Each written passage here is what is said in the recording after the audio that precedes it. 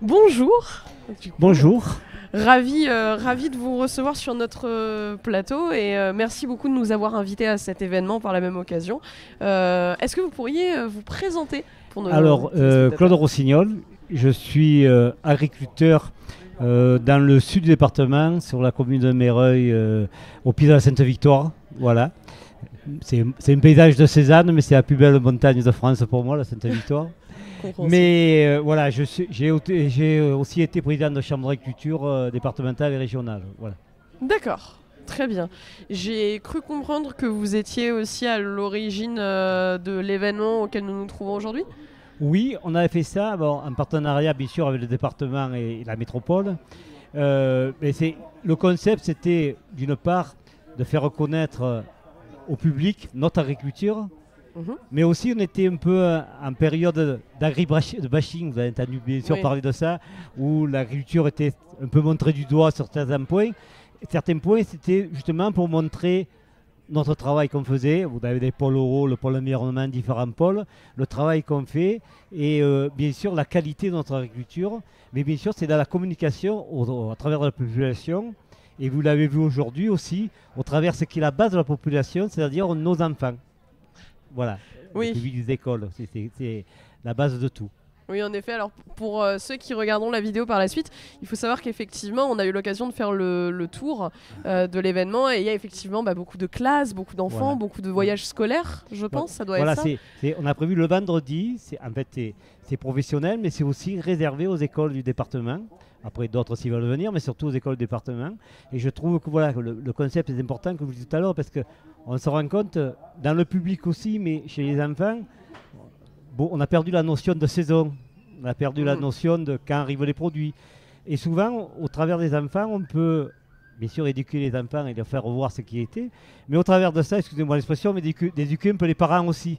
Parce qu'il y a beaucoup de parents qui ne savent pas non plus pousse une pomme, quand pousse une pomme, parce qu'on en voit tout le temps. Donc voilà, c'est une symbiose qu'on essaye d'imposer par rapport à ça. Voilà.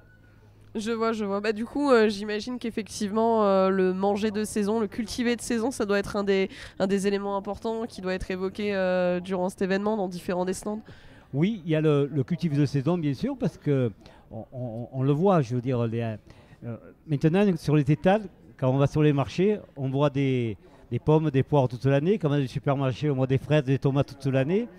Et il est important de recaler ça. C'est pour ça de faire voir il y a une saison, c'est-à-dire que l'hiver, les feuilles tombent, les arbres ils sont en arrêt, la sève descend. Et au printemps, ça repleut, il y a des fleurs, des fleurs, il y a les abeilles qui butinent et qui amènent justement le croisement. Et après, il y a les fruits qui arrivent, puis les fruits mûrissent. Mais tout ça, c'est un cycle. Et c'est ce qui s'est perdu un peu dans notre société, ce cycle de végétation, ce cycle de production. Et je pense que là, on le fait découvrir au travers d'animations, vous l'avez certainement vu, au travers de ces animations, on fait revivre ça. Voilà. Oui, oui. C'est qui est la nature. C'est la nature. Voilà. Oui, oui, la mise en avant du cycle Voilà. naturel Voilà. des choses.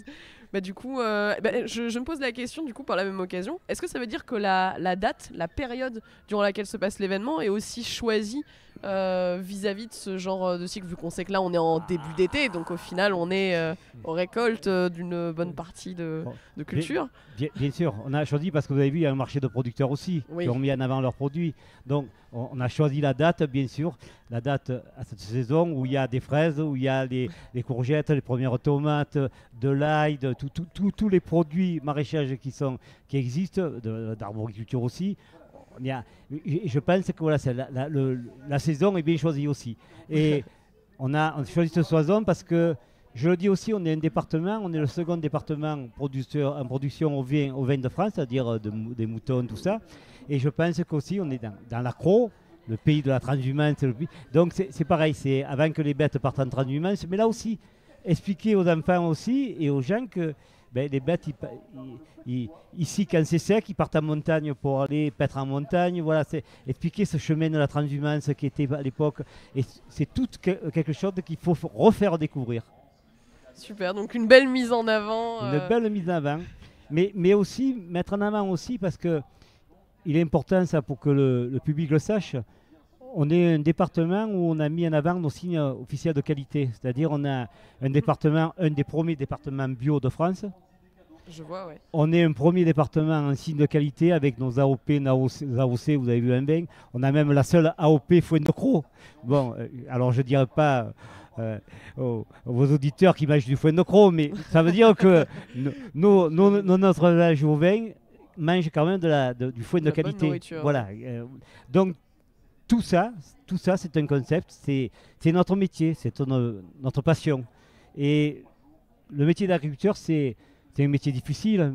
Bon, moi j'ai mon fils qui a pris la suite, et comme certains, je suis très heureux que mon fils ait pris la suite de notre profession, parce que c'est un métier de passion. Il faut avoir ça dans le cœur. Bon, tous les métiers sont des métiers de passion, mais c'est vrai que là, on est quand même face à un climat, on est face à beaucoup de choses, beaucoup de faits qui font qu'on a des soucis, mais voilà. Mais je pense que là aussi, il faut faire découvrir.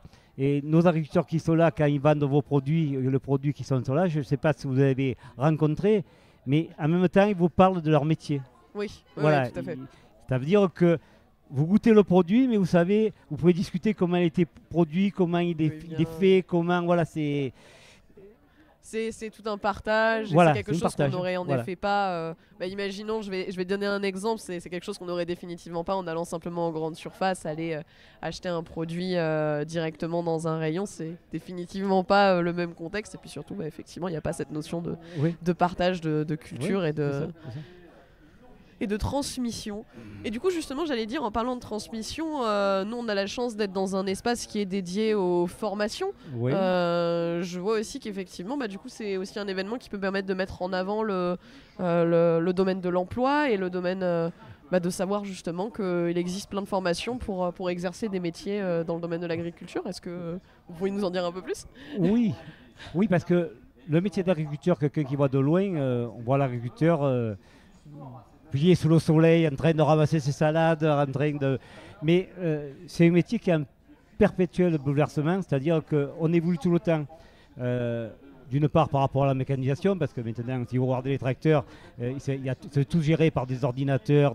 Quand vous voyez beaucoup de systèmes d'irrigation à côté, c'est aussi géré par des ordinateurs. C'est un système, mais aussi de formation, parce que quand on parle aussi de l'écologie, l'agriculture s'est totalement transformée.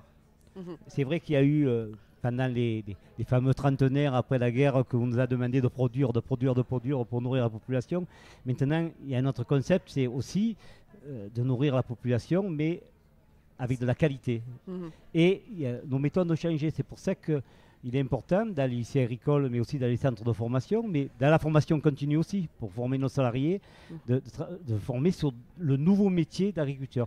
Et quand je dis nouveau métier, il y a 50 métiers d'agriculteur, parce qu'un arboriculteur, un céréalier, un viticulteur, un maraîcher, quelqu'un qui est sous serre, un apiculteur, c'est 50 métiers différents. C'est les métiers de l'agriculture. Voilà. Et on a besoin aussi parce qu'on a quand même, alors je prends en région Provence-Côte d'Azur, j'étais un peu plus loin, on a en gros 35 000 équivalents temps plein qui travaillent sur l'agriculture, ce qui fait à peu près 150 000 salariés. Donc on a besoin de cette formation aussi continue, mais aussi tout à l'heure on parlait en aparté de métier à main, de faire la promotion aussi de ces métiers d'agriculture, c'est-à-dire de l'agriculture.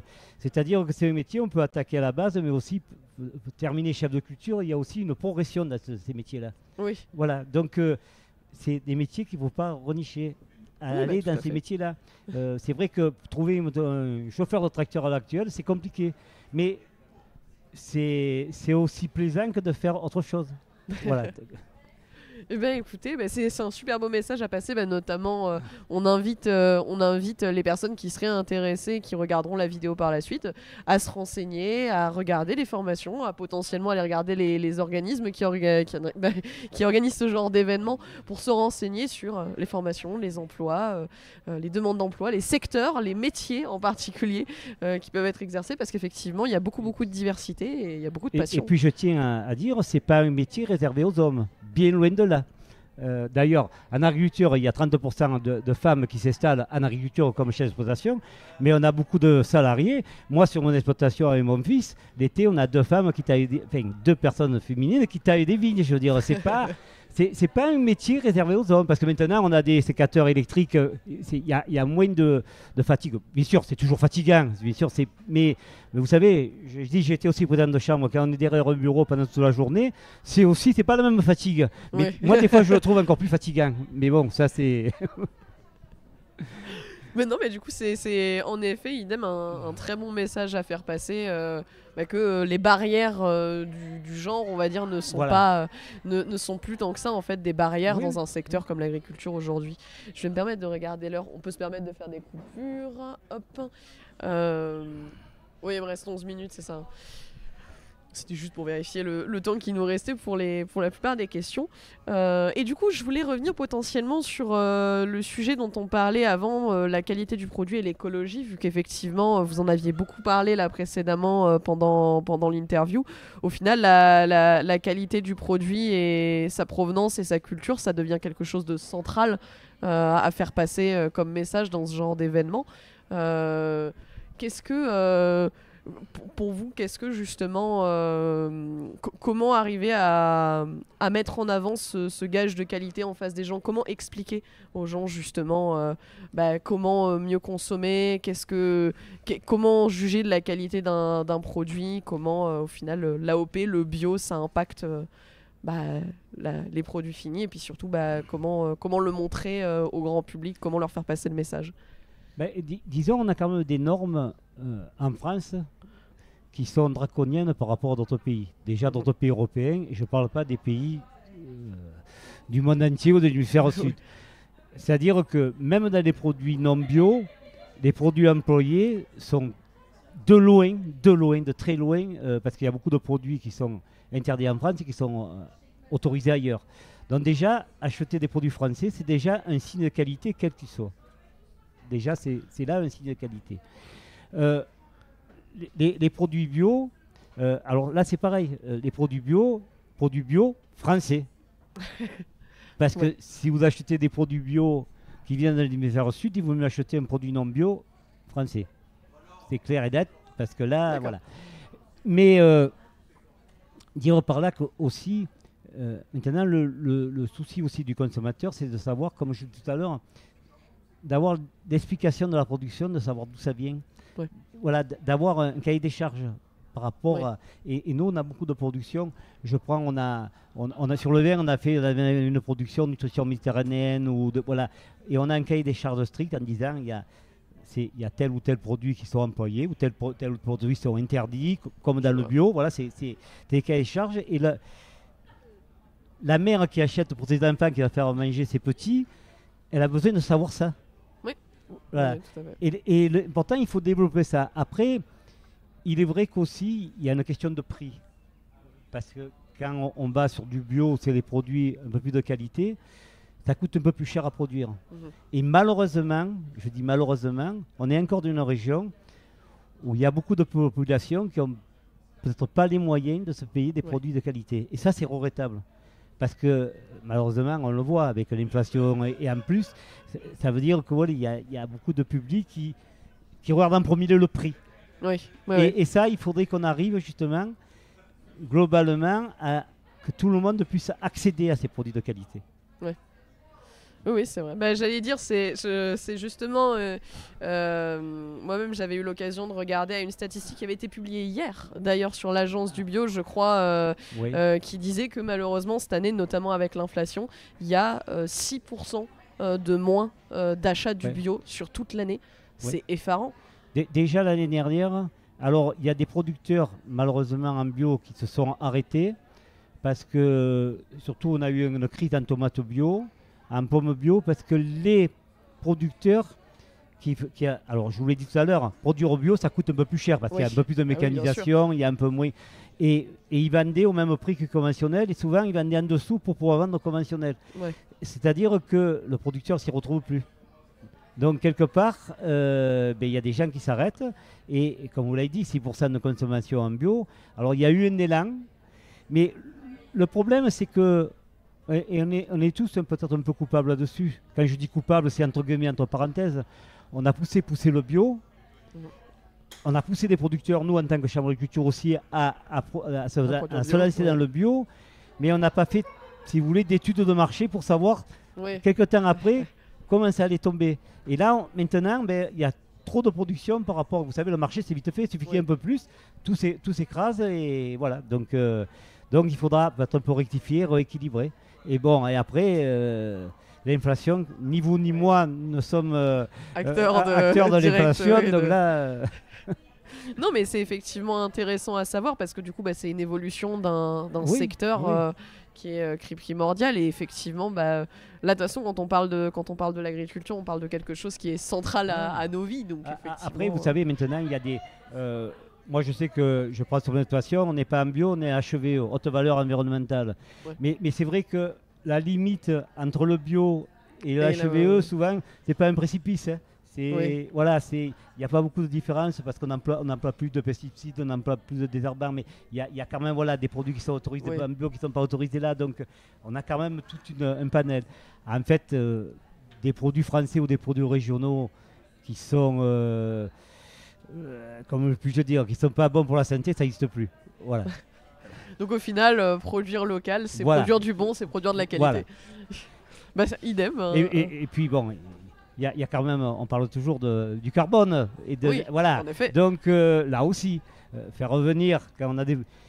C'est quand même, on est une région productrice de pommes. Quand on veut venir des pommes de l'hémisphère sud, c'est quand même un peu du grand n'importe quoi. Voilà, quand on fait des produits qui traversent l'Europe pour venir chez nous, quand on en produit ici, c'est un peu du grand n'importe quoi aussi. Voilà. Petite question notamment par rapport à l'événement, c'est la combienième année aujourd'hui que vous le faites? Est-ce que c'est la première fois? Je demande en général parce que pour le coup je n'avais pas la connaissance de l'événement. Est-ce que c'est la première fois que c'est le salon de l'agriculture ici à Salon dans cette envergure, ou est-ce que c'est la combienième? Non, c'est là. Alors attendez, j'ai une trou là. Non mais c'est pas grave. Prenez votre temps. On est dans une vidéo qui sera montée par la suite. Non mais je sais plus si c'est là. 6e, 7e, 8e année, voilà, je ne sais plus en gros. Voilà, donc en gros, on n'en est pas au coup d'essai définitivement. Il y a une année, on avait sauté par rapport à un événement que vous avez entendu parler. Il y a eu le Covid, c'est ça. Ouais, c'est ça. Il y a un événement que voilà. Mais donc on avait sauté, mais à part ça, on a une année, on en a fait sur 2 jours parce que le premier jour il y avait de l'eau, c'était un lac. Donc. Mais là, pourquoi on l'a fait ici? Je vous l'ai dit tout à l'heure, c'est parce que c'est le centre du département. Et puis, c'est l'accro, on est en pleine nature. Et puis voilà, vous verrez demain, si vous êtes la première fois que vous venez, aujourd'hui il n'y a personne, il y a un terrain qui fait beau. L'année dernière, on avait 65 000 qui sont venus, 65 000 personnes qui sont venues en 3 jours. Ça veut dire que voilà, demain c'est noir de monde. Quoi, voilà, donc, non, mais tout à fait, voilà, mais les gens viennent en famille, ils viennent, en fait, pour moi c'est la fête de l'agriculture. Voilà. Oui. Oui, et puis effectivement, c'est vrai que c'est un événement assez convivial. Il y a beaucoup de types de personnes qui se retrouvent. Pour vous donner des petits éléments de contextualisation pour les personnes pareilles qui vont nous regarder, là actuellement on est au domaine du Merle à Salon de Provence. Et c'est un très grand espace. On est sur combien de kilomètres carrés peut-être? Je pense que le domaine du Merle c'est 300 hectares. C'est une école de berger. Voilà, donc c'est. En effet, voilà. c'est assez massif. Oui. Ceux qui hésitent de venir, venez. Il y a la place pour tout le monde. Ah oui, il y a de l'espace. Les parkings, il y a de la place, vous pouvez vous garer. Et en plus, c'est gratuit. Oui, c'est rare les événements actuels qui sont gratuits. Et puis même, c'est gratuit et vous pouvez déguster des produits aussi gratuitement. Voilà, vous pouvez en acheter aussi. Hein. Voilà. Oui, bien sûr, non, évidemment. Le but, c'est aussi de mettre en avant les acteurs locaux. Non, parce que nos producteurs, ils viennent quand aussi, voilà, pour ça, parce qu'il faut bien qu'ils vivent aussi. Bien sûr, mais c'est normal, c'est tout à fait normal. Je pense que je vais passer à la dernière petite question. En fait, c'est même pas vraiment une question. On va dire que c'est un petit jeu. Vous voyez un petit peu si je vous pose la question, est-ce que vous préférez chien ou chat? Est-ce que vous préférez... J'aime les deux. On va voir ça très rapidement. Je vais lancer un chronomètre de 1 minute et le but, ça va être pour vous de répondre à un maximum de questions. Et ça va toujours être des questions, quelque chose ou quelque chose. Ah, Et le but, c'est d'aller, voilà, tout à fait, un d'accord. choix entre deux. Et le but, ça va être d'aller le plus rapidement possible. D'essayer peut-être d'aller au bout de toutes les questions en 1 minute. Attention, ça va être difficile parce que D'accord. je vais être rapide. Et surtout, ça va porter notamment forcément sur le domaine du terroir, le domaine de D'accord. l'agroalimentaire. Et en général, le domaine de l'agriculture et peut-être même le domaine des expressions de la région pour les quelques personnes qui vont nous regarder qui sont justement de la région PACA. Est-ce que vous êtes prêts? Eh oui, attention, la peur. Est-ce que vous êtes prêts? Oui. Et c'est parti. Hiver ou été? Été. Pomme ou poire? Poire. Mer ou montagne? Montagne. Fruits ou légumes? Fruits. Thym ou romarin? Thym. Olive verte ou olive noire? Verte. Lavande ou coquelicot? Lavande. Confiture ou miel? Confiture. Aioli ou tapenade? Tapenade. Poivron vert ou poivron rouge? Poivron rouge. Tomate farcie ou poivron farci? Tomate farcie. Fromage à pâte dure ou à pâte molle? Pâte molle. Oreillette ou calisson? Calisson. Figuier ou olivier? Pardon. Figuier ou olivier? Olivier. Âne ou taureau? Taureau. Chèvre ou mouton? Chèvre. Pie ou pigeon? Pigeon. Cigale ou fourmi? Cigale. Peu cher ou pitchoun? Pichoun. Beurre ou huile d'olive? Huile d'olive. Emboucané ou ensuqué? Emboucané. Il est fou ou il est fada? Ah, il est fada. Il y a des gains ou il y a personne? Des gains. La poule ou l'œuf? L'œuf. Charcuterie ou fromage? Charcuterie. On arrive tout pile à la fin du chrono. Vous avez été excellent. Bravo à vous. Un sucré. J'aime bien. Un sucré. Un sucré. J'espère du Vous coup savez que ce que c'est un sucré quand même? Bien sûr. Mon père me dit souvent, tu es un peu un sucré des fois. Non mais voilà, du coup j'espère que vous êtes pris au jeu, ça vous aura plu. Et puis du coup on va conclure et puis ravi d'avoir pu vous recevoir sur notre plateau. Et bonne fin d'événement. Moi je suis ravi qu'on s'intéresse à l'agriculture, donc c'est avec grand plaisir, au contraire c'est moi qui vous remercie. Super.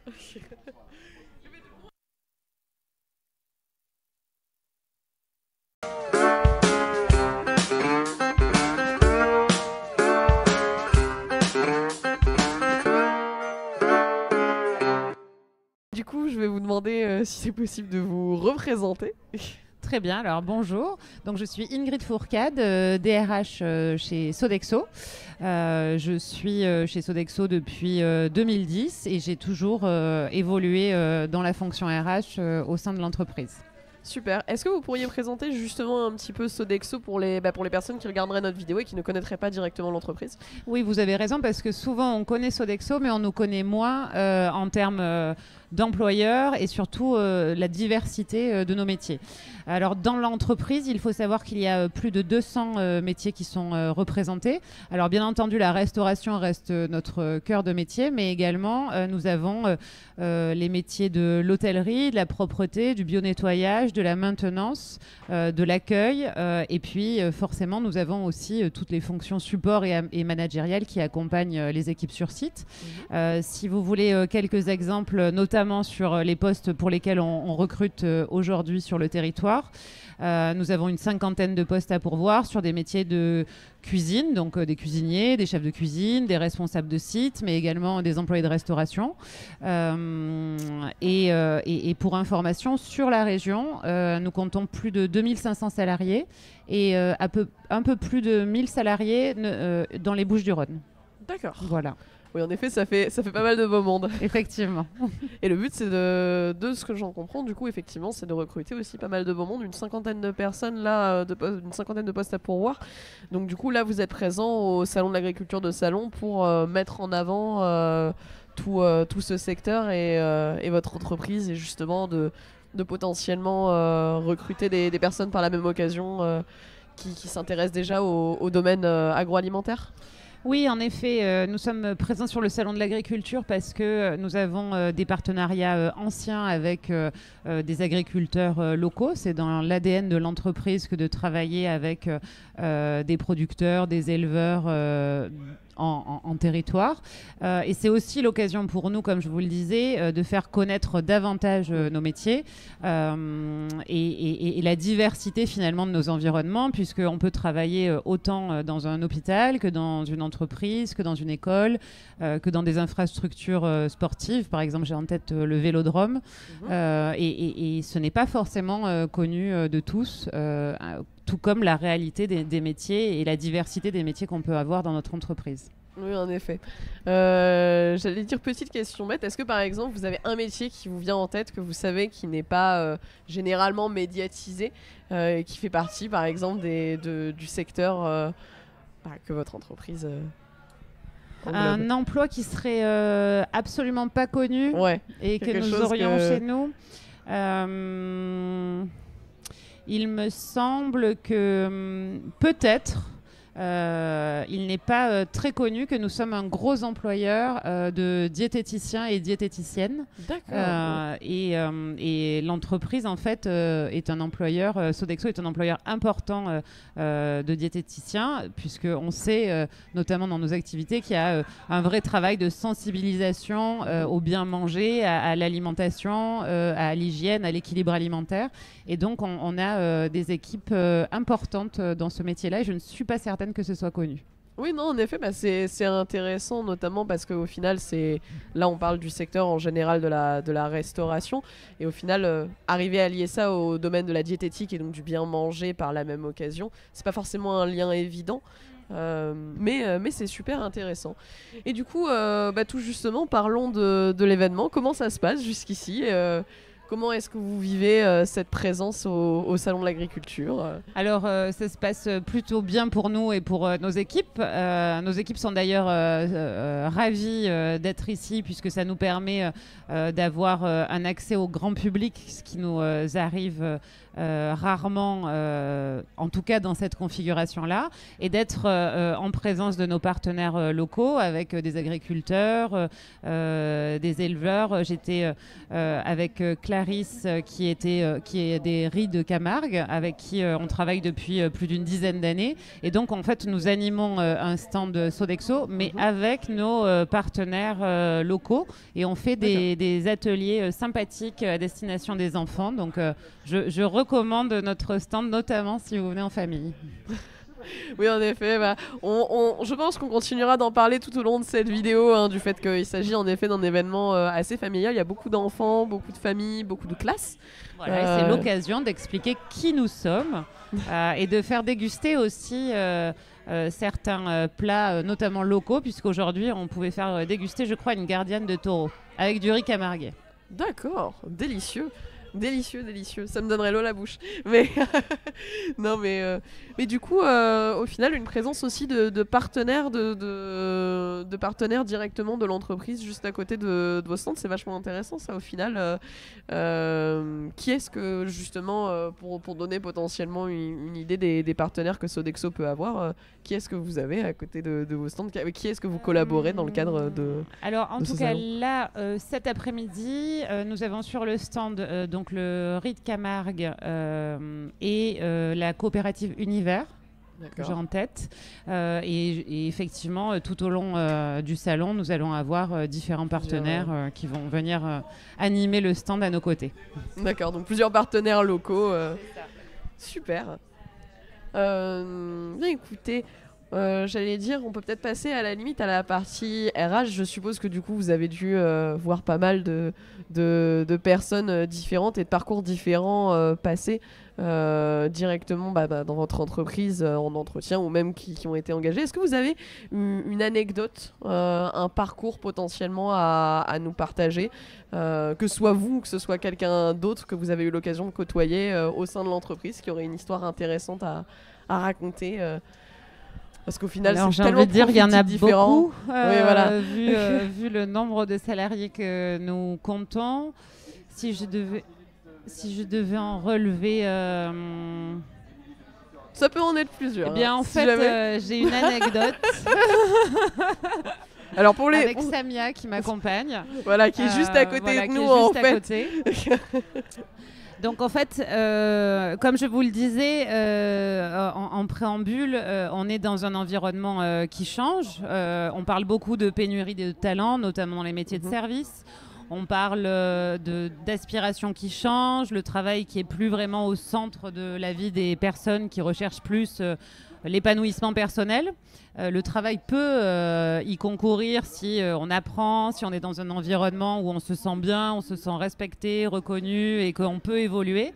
Et c'est d'ailleurs vraiment dans l'ADN de Sodexo. Et je suis vraiment convaincue que dans cet environnement-là, on doit recruter différemment. Et donc, en fait, je pense à Samia qui est aujourd'hui ici, dans le sens où aujourd'hui, on n'attend plus le CV aseptisé une fois qu'on a publié une offre et on s'imagine qu'on va trouver le mouton à 5 pattes. Il me semble que maintenant, c'est important d'aller directement vers les talents et puis de recruter différemment. Là, il se trouve que Samia a pris contact avec moi par l'intermédiaire des réseaux sociaux. Elle était en alternance dans une entreprise qui connaissait des difficultés financières.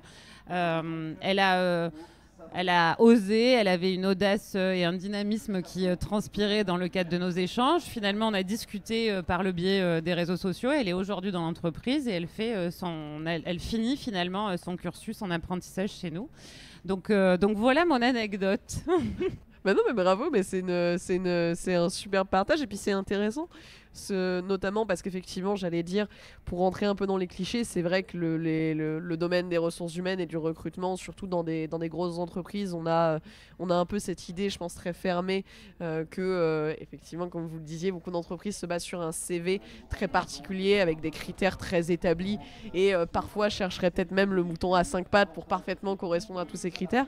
Mais c'est important de savoir qu'effectivement, on a la possibilité d'avoir différents profils et différents parcours qui peuvent nous permettre d'accéder à des secteurs même de grosses entreprises, parce qu'au final Sodexo c'est, comme on le disait précédemment, une assez grosse structure.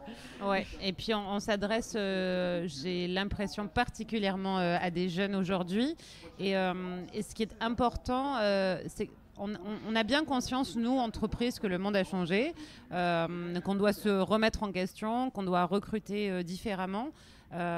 Et aujourd'hui, ce qui est extrêmement important, finalement, au-delà d'un cursus scolaire, une formation, etc., en tout cas, en tant que recruteur, aujourd'hui, ce qui est le plus important, c'est les soft skills, le savoir-être, l'envie d'apprendre, l'envie d'évoluer, l'adhésion aux valeurs de l'entreprise.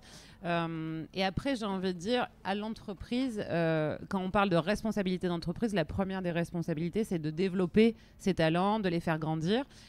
Et donc, à nous ensuite de proposer les bons parcours de formation et d'intégration.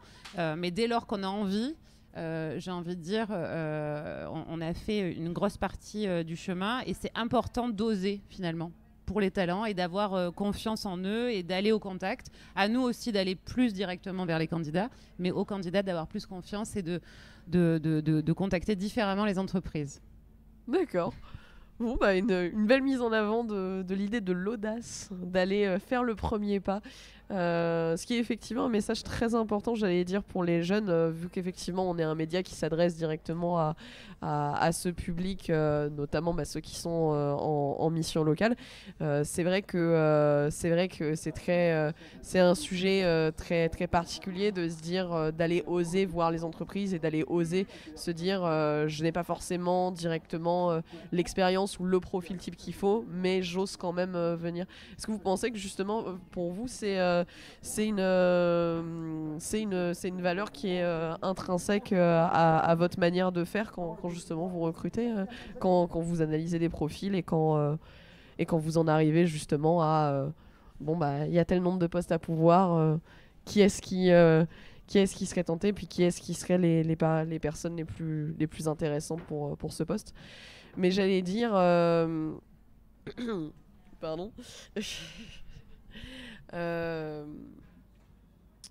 Désolée, j'ai les mots qui me... Je suis perdue. Mais... Oui.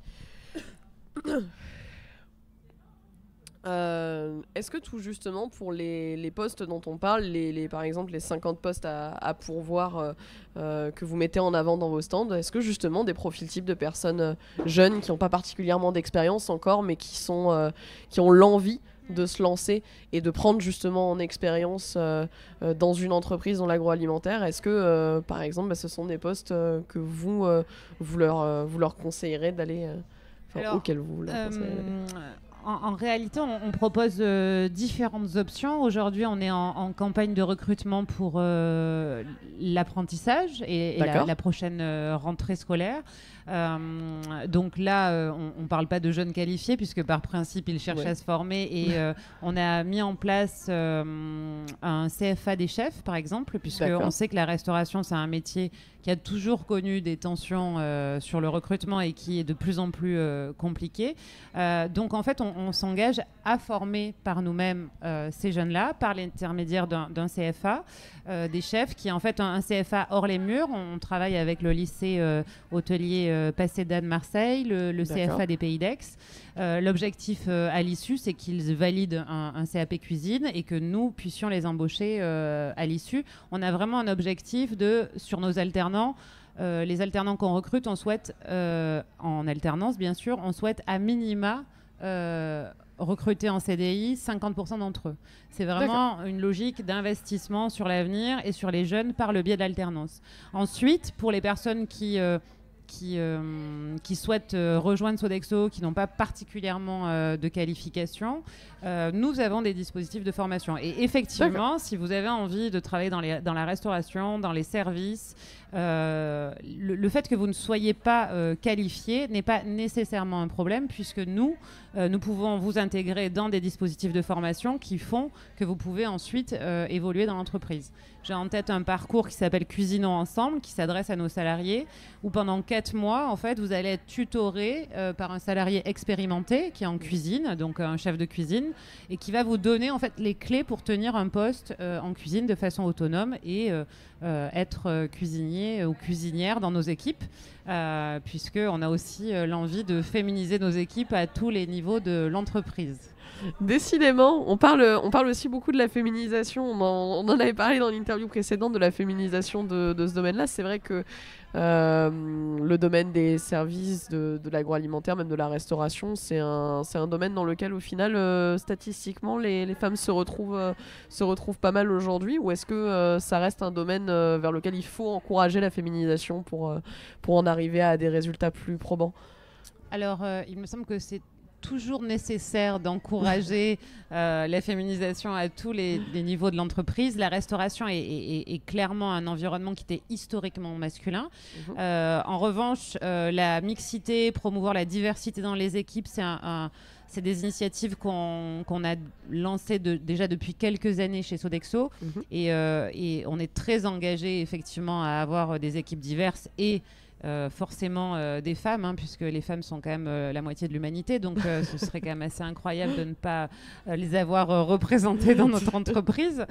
Et donc on a effectivement des bons résultats de féminisation dans les équipes, mais que ce soit des équipes sur site jusqu'à la direction générale du groupe. Donc à tous les niveaux. Exactement. Bah, c'est très positif, c'est très très positif. Je vais regarder l'heure pour le coup. Ah oui, en effet. Je pense que je vais passer à la dernière phase de l'interview. Alors, je vais vous expliquer. Il y a une espèce de petit jeu que je fais avec tous les interviewés qui, en gros, va consister, on va dire, en un petit test de rapidité, si on peut dire ça comme ça. Alors, en gros, je vais lancer un chronomètre qui va durer 1 minute. Et je vais à chaque fois vous proposer 2 choix. Par exemple, imaginons chien ou chat.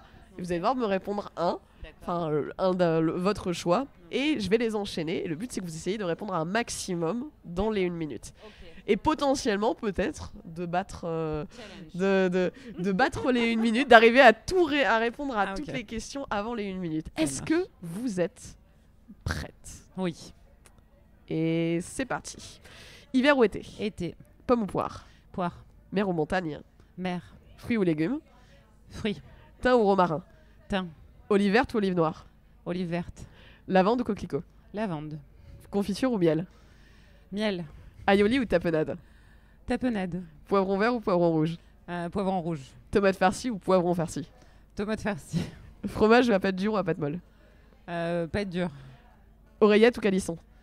Calisson. Figuier ou olivier? Figuier. Âne ou taureau? Âne. Chèvre ou mouton? Chèvre. Pie ou pigeon? Pie. Cigale ou fourmi? Cigale. Peu cher ou pitchoun? Pitchoun. Beurre ou huile d'olive? Huile d'olive. Emboucané ou ensuqué? Emboucané. Il est fou ou il est fada? Fada. Il y a des gains ou il y a personne? Il y a des gains. La poule ou l'œuf? L'œuf. Charcuterie ou fromage? Charcuterie. On arrive pile à la fin du chrono. C'est vraiment parfait, nos invités, ils sont beaucoup trop forts à ce jeu. J'aurais dû en préparer plus. Mais voilà, j'espère que ça vous aura plu. On a été ravis de vous recevoir sur notre plateau. Et puis bonne chance pour la suite de votre stand et de votre présence à ce salon de l'agriculture. Et bonne fin de journée. Merci beaucoup, merci. Bonne journée.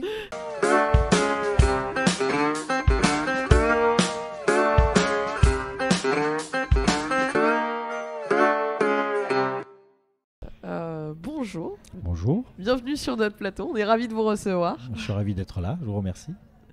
Est-ce que vous pouvez vous présenter? Donc Lionel Escoffier. Donc je suis éleveur ovin et producteur de foin de crocs sur la commune de Aureil, donc pas très loin d'ici. Donc voilà. Agriculteur, éleveur. Voilà. Super, on est ravis de vous recevoir et puis ravis de recevoir une personne du secteur ovin justement parce qu'effectivement là pour le moment on a eu beaucoup de personnes qui étaient du secteur diététique, distribution à l'agroalimentaire et je crois savoir qu'on va aussi recevoir un agriculteur, un producteur directement, mais du coup c'est intéressant aussi d'avoir le domaine animalier qui vient se rajouter à toute cette belle liste. Écoutez, est-ce que vous pouvez simplement décrire un petit peu votre profession aux personnes qui vont vous regarder? Donc le métier d'éleveur, c'est un métier qui consiste à élever des animaux, bien sûr. Donc dans mon cas pour de la viande, donc pour faire des agneaux de boucherie. Donc, et on a aussi une particularité nous sur l'exploitation, c'est qu'on est producteur d'animaux reproducteurs, donc c'est-à-dire qu'on fait de la génétique et de la sélection. Donc on vend du reproducteur pour d'autres éleveurs. Et il y a aussi une partie où on essaie de valoriser la laine de nos moutons. Voilà. D'accord. Et ensuite, il y a donc ça c'est par partie élevage, il y a la partie producteur de foin de crocs, donc qui consiste à produire du foin, le foin de l'accro, qui a une appellation d'origine protégée. Et qui se récolte là. Aujourd'hui, on a débarré la première coupe de foin. Voilà. D'accord, donc c'est la période de la récolte du foin. Ça se cultive comment justement le foin? Par pure curiosité pour le coup, c'est quelle période? La particularité du foin de croc, ce sont des prairies qui sont installées depuis plusieurs décennies, on va dire. Donc ce sont des prairies permanentes.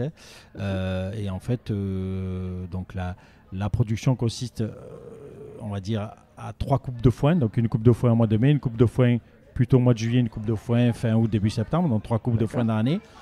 Et ensuite, la particularité, c'est que la 4e coupe est pâturée par les troupeaux, donc de moutons, essentiellement. Donc c'est pour ça que vous avez beaucoup d'exploitations sur la zone de l'accro qui sont à la fois, dans laquelle on trouve à la fois la production de foin de crocs et de la production ovine. Voilà. Donc ensuite, c'est une production qui demande beaucoup de travail au niveau notamment de l'irrigation, donc, puisque c'est la production qui recharge en eau la nappe phréatique de crocs. Voilà. D'accord, oui, très intéressant. Tout à fait. Donc une grosse participation au final au système.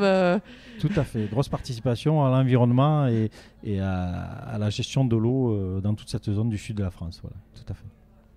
D'accord, très très intéressant. Et du coup, j'imagine qu'effectivement, la nourriture qui est donnée au sein de vos élevages vient sûrement de vos productions de foin en grande partie. Tout à fait, puisque les animaux, ils sont sur des prairies de crocs. Donc chez nous, les ovins sont sur les prairies de crocs du mois de septembre jusqu'au mois de février. Okay. Et ensuite, on est sur de l'accro sèche, qu'on appelle donc les coussous de crocs, donc qui est l'ancienne île d'Adurance, qui lui n'a pas été irrigué jusqu'au départ en transhumance. Donc transhumance du mois de juin jusqu'au fin septembre, mi-octobre, on va dire. Voilà. Transhumance dans les Alpes du Sud, en ce qui nous concerne. Voilà. D'accord. Comment est-ce que vous en êtes arrivé à devenir éleveur? Quel est votre parcours? Alors, je suis fils et petit-fils d'éleveurs. Mais si vous voulez, moi j'ai fait des études agricoles, j'ai fait un bac pro, un BTS agricole, pour un jour ou l'autre me retrouver sur l'exploitation familiale.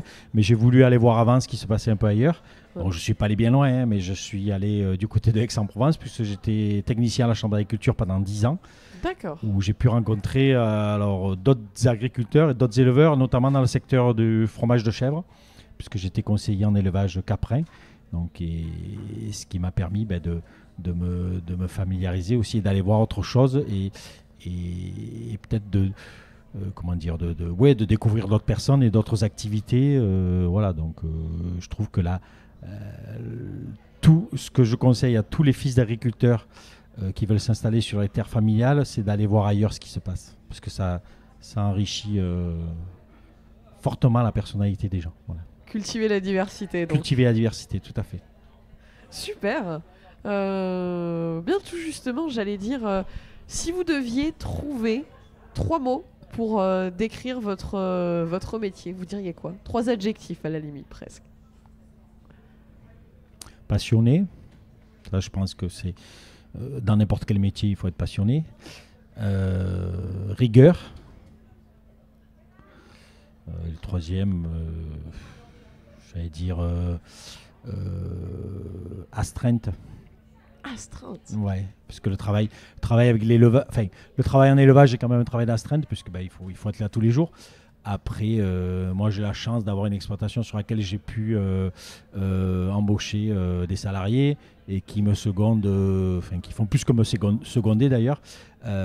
Et c'est d'ailleurs la preuve. Moi je suis là aujourd'hui et eux ils sont au boulot, quoi. Voilà, donc vous voyez. Du coup, mais voilà. Et c'est vrai que ce qui retient souvent les jeunes de faire le travail avec les animaux, c'est souvent le travail d'astreinte. Voilà. Parce que c'est un travail de tous les jours, il faut y être 365 jours par an. Y a pas alors quand je dis il n'y a pas de Noël, il y a pas de... voilà, mais moi le jour de Noël, je me lève plus tôt pour aller faire mon travail et passer le plus de temps en famille. Mais voilà, après on arrive toujours à s'arranger. Et c'est là où je dis que ça rejoint la passion et vous comprenez pourquoi j'ai dit le premier mot passion. Tout à fait. Voilà, au début, quoi. C'est, du coup je me permets de rebondir là-dessus, c'est un secteur qui est difficile pour faire venir des jeunes. C'est un secteur qui est compliqué au niveau, justement, là vous parliez du côté difficile, on va dire, à gérer niveau emploi du temps, mais ouais, alors c'est essentiellement ce qui retient les gens, enfin les jeunes qui sont pas forcément issus du milieu, parce que quand on est issu du milieu, alors ou on est dégoûté par ses parents, parce qu'on voit qu'ils n'ont pas eu de vie, mais après si les parents arrivent à concilier un peu une vie familiale, sociale avec leur vie professionnelle, je pense que les enfants ils peuvent y trouver leur intérêt et du plaisir, donc y venir plus facilement. Mais pour les gens qui connaissent pas forcément le métier, ça peut être effectivement l'astreinte qui est l'élément un peu qui peut les retenir, quoi. Voilà. Donc après entre éleveurs et bergers, parce que ce sont 2 métiers différents,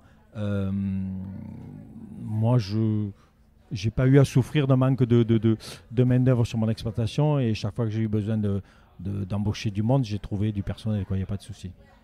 Voilà. D'accord. C'est quoi pour vous justement la qualité la plus importante à avoir pour devenir éleveur?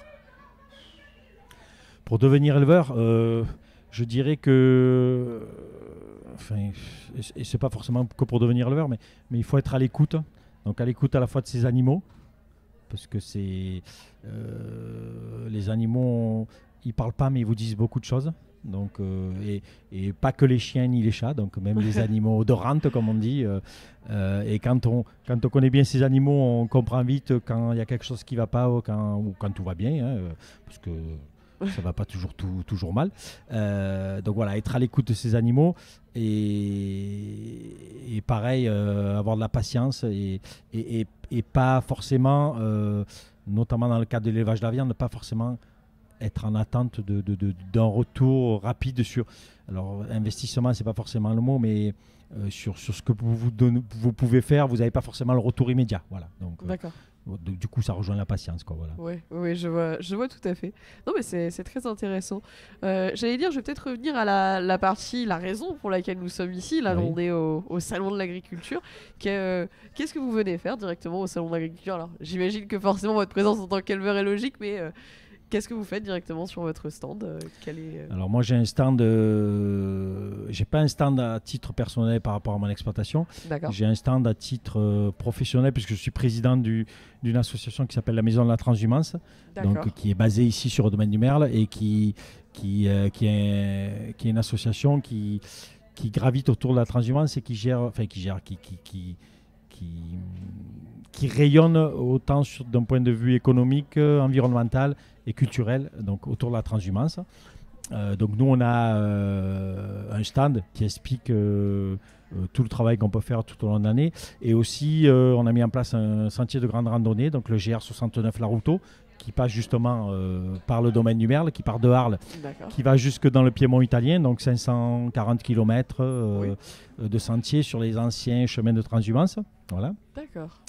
Et parallèlement à ce sentier, on a mis en place, avec un groupe d'éleveurs, on est une trentaine d'éleveurs, une gamme de vêtements techniques à base de laine mérinos d'Arles. Voilà, c'est pour ça que tout à l'heure, je vous parlais de la valorisation de la laine aussi. Donc voilà. D'accord, oui. Et du coup, on fait la promotion de cette gamme de vêtements directement sur le stand de la Maison de la Transhumance. Voilà. Super. Beaucoup d'initiatives. Oui. Beaucoup de Mais il faut. projets. Il ne faut pas Oui, s'endormir sur ses lauriers, comme on dit, parce que Non, mais- sinon, voilà. c'est important. Du coup, au final, j'allais dire peut-être ramener à l'idée qu'au final, agriculture, secteur d'initiative aussi. Tout à fait. C'est On pas. n'est pas- justement, moi, je pense que, sans dénigrer personne, mais je pense que l'agriculture a souvent eu tendance, on a tendance à vouloir faire comme ses parents faisaient, comme les grands-parents faisaient, même s'il y a des techniques qui évoluent et tout. Mais voilà, moi, ce qui me plaît notamment dans ce projet au travers de la laine, c'est de se donner de nouveaux challenges et de nouveaux défis. Et c'est ce qui nous fait avancer dans la vie. Sinon, on ronronne et au bout d'un moment, on se lasse, quoi. Voilà. Donc moi, j'ai pas envie de me lasser de mon métier. Bah non, mais c'est important. Et puis c'est un beau message, je trouve. C'est un très beau Ben, message oui, à non, faire mais passer. tout à fait.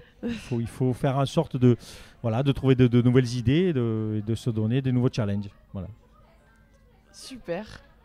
Je me permets juste de regarder l'heure. Dans tous les cas, le montage sera là pour. Je peux enchaîner directement? Ok, super. Alors je vais passer du coup à la dernière partie de cette interview. On a un petit jeu qu'on fait à la fin Oui. des interviews qui va être un jeu un petit peu de rapidité.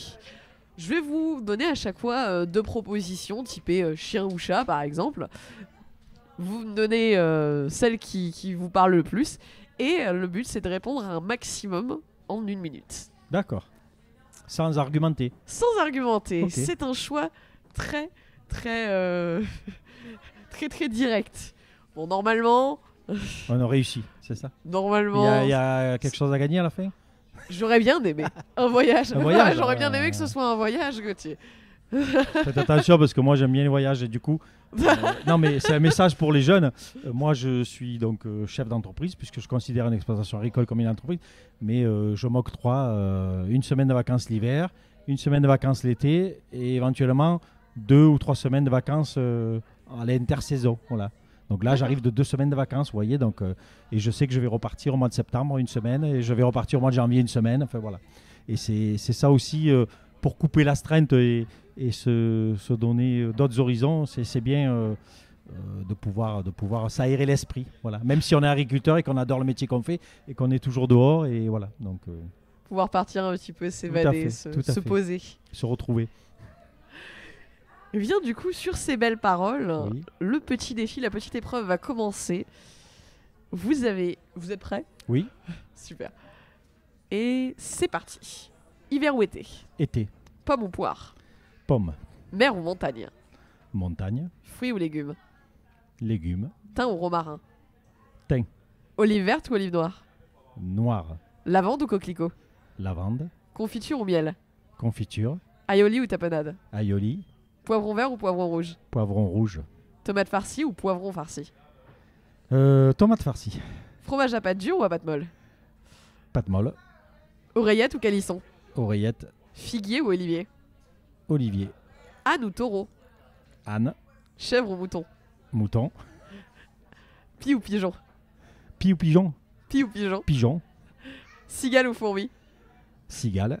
Pêcheur ou pitchoun? Pêcheur. Beurre ou huile d'olive? Huile d'olive. En boucané ou en suqué? En suqué. Il est fou ou il est fada? Il est fada. Il y a des gains ou il y a personne? Il y a des gains. La poule ou l'œuf? La poule. Charcuterie ou fromage? Fromage. On est arrivé au bout du compte. Je pense qu'on était pile pareil sur les 1 minute.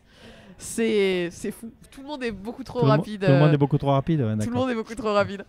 mais vous êtes tous très doués. C'est Bon. très bien. Super. Mais du coup, voilà. J'espère que ça vous aura plu de Oui, vous avoir très vous bien. être prêté au jeu. Non, très très bien. C'était très agréable. Pas de souci. Voilà. Et du coup, par la même occasion, je vous remercie d'être Merci venu à vous. sur ce plateau de tournage et d'avoir pu répondre à nos questions. Ben, je vous remercie. Et je vous souhaite une très bonne fin De d'événement. même. Bonne salon. Merci. Bonne fin de salon. Pardon. Merci. Au revoir. Au revoir.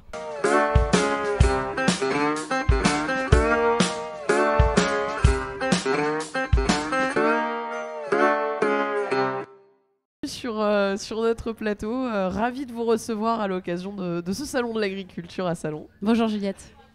Je vais vous demander, est-ce que vous pourriez vous présenter pour les personnes qui nous regardent? Oui, bien sûr. Écoutez, moi, j'ai un élevage de sangliers, donc c'est un petit peu atypique. On est les derniers des Bouches-du-Rhône. C'est mes parents qui l'ont créé, cet élevage. Et du coup, j'ai pris la suite puisque j'ai grandi un petit peu avec ces animaux-là, donc je les connais bien. J'ai fait d'autres métiers avant, mais finalement, en retour aux sources, voilà. Donc je suis revenue avec ces petites bêtes. D'accord, oui, en effet, élevage de sangliers, c'est vrai que c'est assez original. Oui, puis c'est assez sportif aussi. Oui, j'imagine. C'est pas très docile comme animal. Oui, j'allais dire justement des sangliers, on parle de sangliers domestiqués, est-ce qu'on parle de sangliers Alors là, ils le sauvages, sont pas franchement, hein, parce que si on commence à s'attacher aux animaux, ça devient compliqué après pour la suite des événements. Et on va dire qu'ils sont semi-domestiqués dans le sens où on va les nourrir tous les jours, donc ils sont habitués. C'est-à-dire que dès qu'ils entendent le bruit du tracteur le matin, hop, ils démarrent, ils savent qu'on va les nourrir. Mais bon, après, ça reste quand même un animal sauvage, hein, parce que quand il faut les changer de parc, je peux vous garantir que c'est du sport. Hein. Comment d'ailleurs? J'allais dire par curiosité, comment est-ce qu'on les En fait, change de parc? il faut faire barrière avec soit des palettes, des choses comme ça, pour les faire aller dans un autre parc. Il faut mettre des grosses grilles, fermées avec des portails pour essayer de les faire aller à l'endroit où on veut, ce qui n'est pas toujours très évident. Oui, Ils ont peut-être j'imagine. décidé d'aller ailleurs à ce moment-là. J'imagine que ça va être compliqué à faire seul. Est-ce que vous êtes seul dans le Non, dans je l'exploitation? travaille avec mes parents. D'accord. Voilà, donc on est 3 quand même. Enfin, c'est pas énorme parce qu'on a quand même 250 animaux à peu près. Ah oui. Ouais. Et mes parents ont 77 ans tous les deux. Donc voilà, bon, ça les maintient en super forme, hein, ça forcément. Mais du coup, ouais, ils ont toujours la pêche et finalement, presque c'est moi qui ai du mal à les suivre. Non, mais du coup, un bon métier pour s'entretenir physiquement. Ah, complètement. Après, c'est un métier qui est, j'allais vous dire, contraignant dans le sens où c'est tous les jours. On va pas leur dire qu'aujourd'hui c'est le 25 décembre ou le 1er mai, il faut les nourrir tous les jours. Voilà, c'est la contrainte, qu'il neige, qu'il pleuve, qu'il vente. J'allais dire, après, dès qu'on a des animaux, c'est tous les jours. Après, ceux qui font des biquettes ou autre chose, c'est tous les jours aussi. C'est étrange, c'est pas la première fois que j'entends ça durant ce plateau. On a eu l'occasion de recevoir un autre éleveur également sur le plateau il y a quelques minutes à peine, il y a peut-être 1 heure. Et effectivement, c'était la même chose qui en était ressortie. C'est un emploi qui est contraignant parce qu'effectivement, faut revenir tous les jours. C'est tous les jours. Mais bon, après, derrière, c'est une qualité de vie qu'on recherche. Je crois que c'est plutôt ça. Et puis, c'est la passion en fait, de ce métier. Je crois qu'on en est là en fait. Hein. Toujours la passion. Oui, je pense. C'est vraiment c'est le maître mot qui Mais ressort je pense, le plus. Hein. Ouais, on a ça dans le sang ou on l'a pas, quoi. Je crois que ça peut pas fonctionner. Si on a décidé de faire quelque chose, il faut vraiment l'avoir dans les tripes, sinon ça marche pas, quoi. C'est comme pour tout dans la vie, je pense. Voilà, j'en suis convaincue. Et justement, la passion, vous, ça vous est directement venu? C'est-à-dire que est-ce que c'était une évidence même quand vous étiez jeune? Pas spécialement, non, parce que moi j'ai grandi avec ces animaux, donc j'ai aidé mes parents régulièrement. Après, je suis partie dans la banque où j'ai fui ce milieu hostile. J'ai fait 12-13 ans là. Après, je suis partie. Et finalement, après, retour aux choses élémentaires, en fait, aux choses essentielles et ça vous raccorde avec la vie, avec la nature. Finalement, les animaux, c'est une réconciliation avec la vie de tous les jours. Enfin, voilà, ça se fait naturellement, quoi. Et puis, c'était quelque chose que je connaissais. Donc, pour moi, c'était facile, quelque part. Voilà. Oui, une espèce de retour aux sources. Oui, exactement. Voilà, c'était cette facilité-là, tout à fait. Je vois. Bah, super intéressant. C'est vrai que c'est intéressant de voir les différents parcours. Même les personnes au final qui ont eu l'occasion de venir sur ce plateau et qui disaient qu'au final ils avaient repris, on va dire, l'affaire familiale. Tout à Si on fait. peut dire ça comme ça. Oui. La plupart d'entre eux en fait ont d'abord fait autre chose Oui. pour tester, pour se diversifier, Oui. puis ils sont revenus. Oui, parce que même mes parents m'ont dissuadé de le faire au départ. Parce que j'étais partante pour, et puis au final, non. Alors donc j'ai fait un petit chemin de vie à côté, et puis en fait, on y revient au final. J'allais dire loin des clichés de l'enfant qui est forcé à reprendre l'affaire familiale Tout à fait. par Ah ouais, obligation non, et les parents ils veulent ou pas, par finalement, principe. on fait notre expérience, et puis finalement, on revient à la chose essentielle, quoi. Oui. Bah ouais, ça se fait naturellement, ça se fait comme ça. Non, mais c'est un très beau parcours, et puis c'est un parcours très intéressant aussi. J'allais dire, bon là... Oula! Qu'est-ce qui s'est passé? Pardon? Mais pourquoi de la neige d'un coup? Mais... Ah oui, bah il est fort le stand là-bas. C'est l'orage. C'est l'orage, c'est la neige. Mais, attends, mais... Désolé, ça m'a un peu perdu. Non, je disais... C'est quoi au final on a parlé peut-être de ce qui est le pire inconvénient du métier, c'est-à-dire le fait de devoir se restreindre à constamment venir tous les jours et à des tâches à faire automatiquement tout le temps. Mais c'est quoi le meilleur avantage selon vous? En fait, c'est d'avoir le choix de son emploi du temps, en fait, quelque part, parce qu'on est quand même très très libre. Moi, j'arrive à élever ma fille, à être dispo pour l'accompagner au collège. On a une grande... Enfin, on n'est pas stressé par les horaires comme quelqu'un qui serait dans un bureau. On fait un peu ce qu'on veut, en fait, quand on veut. Voilà, c'est cette grosse qualité qu'on peut avoir par rapport aux autres métiers, quoi. Oui. On est indépendant et on fait ce qu'on veut quand on veut. On a des obligations, certes, mais derrière, voilà, on peut être libre de prendre des rendez-vous, d'amener nos gamins à l'école, etc. On a une grande liberté quand même, et c'est ce qui fait toute notre richesse, quoi. Je veux dire, c'est assez paradoxal quand on parle du fait de devoir y revenir tous les jours et qu'au final on Mais parle ouais. du fait que c'est un emploi du temps très libre. Mais complètement, bah oui, au c'est assez final, ouais. intéressant. Bah oui, c'est assez ambigu, mais quelque part, ouais, c'est la vérité, quoi. Non, mais bah... Hop. Du coup, je vais forcément skipper la question quelle est votre journée type parce qu'il n'y en a pas. Oh, bah si, C'est- quand même, il y a la régularité de se lever et d'aller donner à manger aux animaux, certes. Après, en fonction des saisons, il y a tellement de choses à faire. En plus, nous, on se chauffe au bois, donc déjà, il faut aller couper du bois et le ramener, etc., qui sèche. Après, bientôt, là, on va faire les moissons au mois de juillet. Il va falloir récolter notre orge que nous avons plantée pour nos animaux. Chaque fois, c'est toujours pareil, se dire, est-ce qu'on va avoir assez de nourriture pour nos animaux? Jusqu'à présent, il pleuvait pas, maintenant il pleut tous les jours. Donc c'est un petit peu comique en ce moment. Mais écoutez, ça a l'air de bien se passer pour notre récolte. Mais comme disent les anciens, tant que le grain n'est pas dans le sac, voilà, on ne sait pas. On ne sait pas. Et oui, parce qu'il peut y avoir la grêle, il peut y avoir énormément d'eau qui va faire coucher votre récolte. Ça peut être tellement d'aléas que jusqu'à ce qu'on n'a pas récolté, on ne sait pas. Et oui. Je vois. Bah, on souhaite bonne chance. Bien sûr. On souhaite bonne chance pour les récoltes. Ouais, parce que et on sinon, ils souhaite vont faire que le ceinture, temps, les pauvres bêtes, s'ils n'ont Oh pas à non. manger. Mais justement, j'allais dire, ça mange quoi finalement un sanglier de Bah alors- l'orge du coup? Alors mais- nous, on les nourrit uniquement de céréales, de l'orge et du blé qu'on va concasser grossièrement. Sinon, ils restituent la céréale en entier et ça ne leur profite pas. D'accord. Donc on a une espèce de concasseur qui fait de l'espèce de farine grossière et là, ça leur profite, quoi. Et on leur D'accord. donne uniquement des céréales. Uniquement Ok. ça. Parce que des fois, il y a des gens qui, comme on fait des bienvenus à la ferme, on fait partie du réseau, des gens leur apportent du pain ou des choses comme ça, mais ils n'en mangent pas. Parce qu'ils ne sont pas habitués à cette nourriture-là. Voilà. Ils essayent D'accord. comme des chevaux, des choses comme ça, mais non, c'est pas. Ils sont Oui, pas non, habitués, ça c'est ne pas dans fonctionne leur pas. alimentation, donc D'accord. non. Puis j'allais ça dire, marche pas. c'est assez drôle vu que justement on a tendance à rapprocher le sanglier du porc. Complètement. Alors Ils sont que cousins. le porc justement, on a Ouais, il est tendance amené à à tout associer manger. ça, voilà, à un animal qui mange de tout et finalement le sanglier, non, lui il est un petit peu plus. Alors nous, on les a restrictif. conditionnés quelque part. Je pense qu'un sanglier peut aussi, enfin si vous élevez un sanglier parce que vous l'avez trouvé petit, je pense que vous pouvez lui donner ce que vous voulez à manger, même des gâteaux, des biscuits. Il les mangera. Sauf que nous, effectivement, ils ont eu cette rigueur-là dès le départ. Et finalement, c'est ce qu'ils aiment le plus, quoi. Des céréales. Mais Ah tant bah, tant mieux, mieux, parce qu'ils ont oui. une belle chair et une belle viande et ça fait de délicieux saucissons. J'en doute pas. Mais eh ben, écoutez, super intéressant. J'avais une question en tête mais qui ne me vient plus. Que vous avez perdu. Bon, c'est dommage, c'est pas grave. Ah oui, pardon. Oui, bah, tout simplement. Là, on est présent sur ce festival, nous, pour faire la couverture de l'événement. Mais vous, vous êtes venu, je suppose, représenter votre commerce. Qu'est-ce que vous vendez qu'est-ce que vous présentez sur votre stand? Écoutez, alors on a toute notre charcuterie. Alors on fait du saucisson, du chorizo, de la poitrine roulée, c'est comme de la pancetta, de la noix de sanglier, ça c'est comme un petit morceau de jambon cru. On a également des terrines à différents parfums et des plats cuisinés.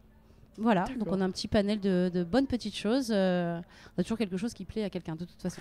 Une belle diversité de plats, bien du terroir. Oui. Et puis bon, la charcuterie, ça fait partie des apéros et je crois qu'on n'est pas français pour rien et on aime bien ça, quoi. Donc ça plaît toujours. Oui, en effet.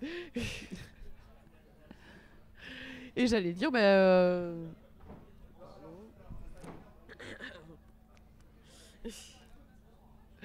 Et bien du coup, écoutez, je sais pas quelle heure il est. 49. On continue encore un peu les questions avant de passer à la fin? Comme je me sens. Est-ce que vous avez quelque chose dont vous aimeriez parler? Est-ce qu'il y a quelque chose que vous aimeriez raconter? Peut-être une anecdote étant donné que vous êtes la seule exploitation de la région du sanglier, département, c'est vrai qu'il doit y avoir... Après, disons que c'est...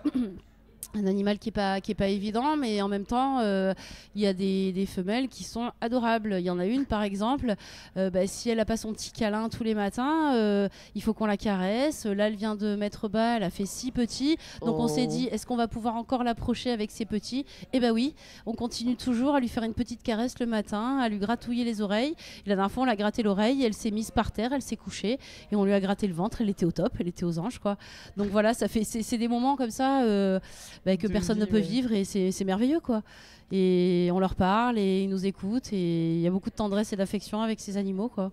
Des sangliers. Et c'est merveilleux. Oui, on se doute pas, parce que bon, le sanglier est quand même très mauvaise presse et c'est un animal qui fait peur, qui détruit des voitures et qui fait beaucoup de dégâts auprès des vignerons, auprès des céréaliers, enfin un peu de tout le monde, quoi. Ils font parler d'eux mais c'est vrai qu'après ça reste un animal très attachant, très intelligent et voilà, et c'est des moments comme ça qui sont merveilleux, quoi. Voilà, c'est magique. J'ai une question qui me vient là de suite. Quelle taille de terrain pour pouvoir s'occuper d'animaux comme ça? Alors nous, on a la chance d'être sur une propriété qui date de mes arrière-grands-parents qui fait 300 hectares, mais les sangliers ne sont pas sur 300 hectares, sinon c'est ingérable. On a 20 hectares de culture de blé et d'orge, et après, eux, ils sont sur 2 hectares pour pouvoir justement les gérer, parce que si ça devient un animal qui est trop sauvage, on peut pas les approcher, et après, ils sont ingérables. Nous, généralement, quand on voit que les mamans vont mettre bas, quand elles ont le ventre bien rond, on les sort, on les sépare, et on les met dans des cages individuelles pour qu'elles soient tranquilles et qu'elles puissent mettre bas toutes seules tranquillement, et après on les laisse 4 mois avec les bébés et elles sont tranquilles, elles sont pas ennuyées par les autres, et voilà, et on fait une seule portée par an pour pas fatiguer nos femelles. On le fait au printemps en ce moment pour éviter d'être dans la boue, parce que nous c'est un élevage plein air bien évidemment, et du coup là nos femelles elles sont en train de mettre bas, elles sont bien, elles sont tranquilles, elles sont à l'abri, et elles font ça bien, et après comme ça elles peuvent bien s'en occuper de leur bébé. Tant mieux. Oui. C'est très mignon, c'est très mignon. Je pense qu'on va passer à la limite à la toute dernière partie de cette interview. Alors, chaque personne s'est prêtée au jeu jusqu'ici. C'est une espèce de petit jeu de rapidité, si je puis dire. Le but, ça va être de répondre à un maximum de questions typées un petit peu, par exemple, chien ou chat, donc une proposition A versus une proposition B, en 1 minute. Très bien. Donc... le défi à relever. Alors je vais réduire le temps puisque les personnes qui étaient restées juste avant étaient 2, donc du coup j'avais rallongé forcément un petit peu le temps du chrono, sinon ce serait particulièrement injuste. Et du coup je vais vous demander, est-ce que vous êtes prête? Allez-y. Et c'est parti. Hiver ou été? Hiver. Pomme ou poire? Pomme. Mer ou montagne? Mer. Fruits ou légumes? Légumes. Thym ou romarin? Thym. Olive verte ou olive noire? Olive verte. Lavande ou coquelicot? Coquelicot. Confiture ou miel? Miel. Aioli ou tapenade? Aioli. Poivron vert ou poivron rouge? Poivron vert. Tomate farcie ou poivron farci? Tomate farcie. Fromage à pâte dure ou à pâte molle? Fromage à pâte dure. Oreillette ou calisson? Calisson. Figuier ou olivier? Olivier. Âne ou taureau? Taureau. Chèvre ou mouton? Chèvre. Pie ou pigeon? Pigeon. Cigale ou fourmi? Cigale. Peu cher ou pitchoun? Peu cher. Beurre ou huile d'olive? Huile d'olive. En boucané ou en sucé? Un peu des deux. Il est fou, il est fada. Fada. Il y a des gains ou il y a personne? Il y a des gains. La poule ou l'œuf? Eh ben l'œuf. Et charcuterie ou fromage? Ben, Je pense que j'ai charcuterie. déjà la réponse, oui. on a quand même dépassé un tout petit peu le chronomètre. Désolée. Mais c'est honorable. On est pas Franchement, mal. c'est un très bon score. Très bien. Non, c'était un très bon score. Tout le monde a eu des très bons scores Bon. ici. Parfait. Donc bravo. Et merci de vous être prêté au jeu. Merci beaucoup, Juliette. Et du coup, je vais conclure. Merci d'être venu sur ce plateau. Merci. Bonne fin d'événement. Très Bonne bien. fin de salon. Et puis bonne continuation. Merci beaucoup. Bonne journée. Au revoir.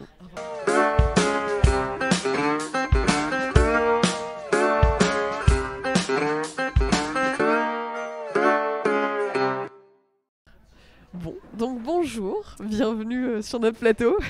Bonjour, merci de m'accueillir. Merci à vous. Est-ce que vous pourriez vous présenter? Bien sûr, je suis Armelle Antoniasi. Je suis diététicienne de formation, de métier. Et aujourd'hui, je travaille pour Interfel. Alors, qu'est-ce qu'Interfel? Interfel, c'est l'interprofession des fruits et légumes frais. C'est une association qui regroupe vraiment l'ensemble des professionnels de la filière fruits et légumes, de la production jusqu'à la distribution. D'accord. Voilà, donc ça, c'est pour présenter l'interprofession. Super. Écoutez, on va commencer par la question, j'allais dire peut-être la plus logique quand on parle de métiers, de différents métiers. Est-ce que vous pourriez nous présenter un peu votre métier? Allez, à la limite, on va faire une petite question marrante. 3 mots pour décrire votre métier. Ah, 3 mots, c'est compliqué. Oui. Alors, en 3 mots, 3 mots ou 3 phrases? Je pourrais 3 phrases, non? Bon, 3 mots. Alors, on va dire sensibilisation, projet et grand public. D'accord. Voilà. Bon là, forcément, il va venir le moment. Pardon, Oui, techniquement, j'ai rajouté grand un mot. public. Non, mais c'est pas grave. Public, ouais, public, allez. Non, j'allais dire, là va venir le moment où je vais vous poser la question de pourquoi est-ce que vous pourriez décrire un petit peu plus en quoi ça consiste. Alors effectivement, du coup maintenant je vais pouvoir expliquer un peu plus dans le détail. L'objectif de cette interprofession, c'est de venir en tout cas en soutien à la consommation des fruits et légumes frais. On est là vraiment dans le cadre d'un enjeu de santé publique, on peut le dire, puisqu'on consomme moins de fruits et légumes frais aujourd'hui que ce que consommaient nos parents et encore moins que nos grands-parents. Donc pour essayer de corriger ce tir, Interfel a monté un réseau de diététiciens partout en France sur lequel on est en charge de monter des projets avec des collectivités, avec des associations. Et l'objectif, c'est de se rapprocher en tout cas du grand public, que ce soit le public enfant, mais aussi le public adulte, pour les sensibiliser à consommer davantage de fruits et de légumes, tout simplement. D'accord. Et cette sensibilisation, elle se traduit par quoi finalement comme initiative? Alors beaucoup de choses, mais on pourrait résumer en expliquant que pour transmettre des messages et convaincre, l'idéal c'est de passer par des ateliers qui soient ludiques, pédagogiques, mais aussi gourmands. Donc c'est ce qu'on a essayé de proposer ici sur le Salon des Agricultures de Provence. Aujourd'hui c'était un temps fort enfant. Donc nous on est sur une campagne qui s'appelle la Fraîche Force pour toucher les enfants. Donc du 4 avril jusqu'au 10 juin, c'est le temps fort de cette campagne. Et du coup on a proposé des ateliers, notamment botaniques. Donc les enfants ont pu planter des petites graines. Voilà, où on a expliqué également le cycle de pousse. Donc, à partir du moment où on plante une petite graine, il y a une petite plante qui pousse, qui devient un arbre, qui va donner des fleurs. Et cette fleur, elle sera pollinisée pour donner après un fruit et qu'on pourra ramasser. Mais à l'intérieur de ce fruit, il y a à nouveau des graines, donc, etc. Donc, on a expliqué le cycle de pousse en même temps que d'animer l'atelier de plantation de graines. Et bien sûr, ils repartent avec les plantations. Ensuite, on a pu proposer aujourd'hui aux enfants un deuxième atelier qui était plutôt un atelier sur l'éveil du goût, donc l'atelier dégustation. Donc on a fait goûter des fruits et des légumes, on va dire bruts, non cuisinés aux enfants à l'aveugle. Donc il fallait qu'en éveillant les papilles gustatives, ils essayent de découvrir. Donc est-ce que c'était plutôt la saveur d'un fruit, la saveur d'un légume et lequel? Est-ce qu'ils arrivent à remettre des mots et à trouver le nom de ce fruit et de ce légume? Et après, on a un peu complexifié les choses en leur proposant 2 recettes, notamment une crème de betterave. Donc, il fallait retrouver la betterave. Et le deuxième, c'était un smoothie avec de l'ananas, du kiwi et des feuilles d'épinards. Donc, pour leur montrer aussi que pour manger des fruits et des légumes, il faut goûter au moins 8 fois à des moments différents et pas se laisser influencer par la couleur, par la vue en tout cas. Et voilà, que c'est tous les sens quand on déguste qui fonctionnent. Après, il y avait un autre atelier, c'était sur l'éveil des autres sens. Donc en tout, il y avait 4 ateliers différents.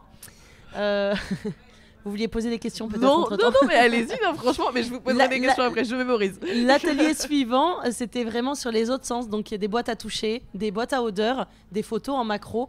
Il fallait que les enfants retrouvent les fruits et légumes qui étaient cachés. Et le dernier atelier, c'était plutôt un atelier créatif.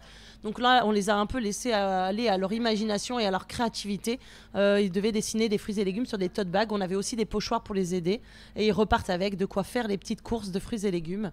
Voilà, donc 4 ateliers différents. J'allais dire, je suis curieuse de savoir, la première chose qui m'a marqué, c'est l'atelier de goûter les fruits et légumes crus et d'arriver à deviner de quoi il s'agit. Je me demande comment les enfants est-ce qu'ils ont réussi en fait? À quel point est-ce qu'ils ont réussi ou à quel point est-ce qu'ils ont eu des difficultés? Alors c'est intéressant parce que la démarche, elle se fait dans le temps. Déjà, on peut pas les obliger à manger s'ils n'ont pas envie. Mais par contre, à éveiller la curiosité, ça c'est important. Donc déjà, on a pris le temps d'expliquer le goût, de quoi ça vient. Donc sur la langue, on a des papilles gustatives.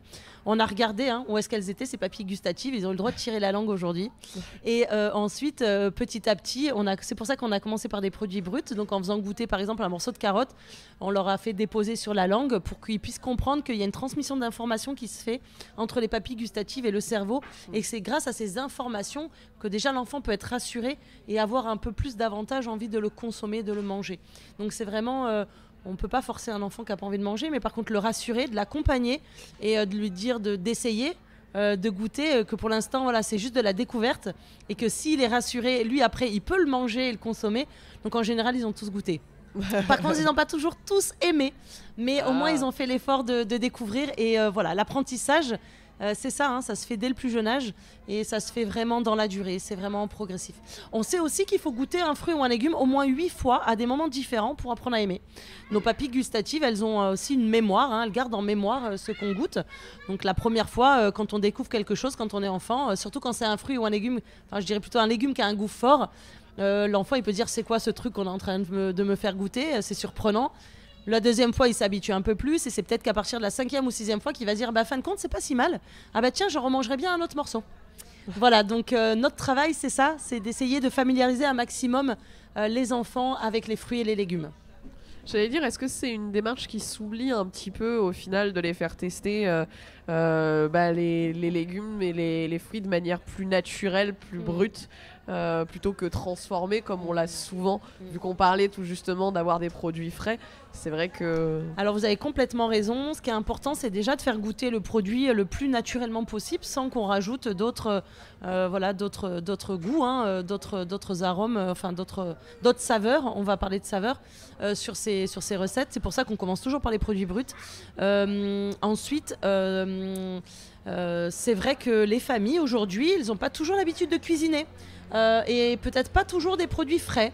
Donc c'est un peu compliqué aussi avec les enfants parce qu'il y a du rapport affectif quand on est dans une famille que nous on n'a pas toujours. On est des intervenants extérieurs, donc les enfants se laissent souvent prêter au jeu beaucoup plus facilement pour découvrir. D'accord, oui.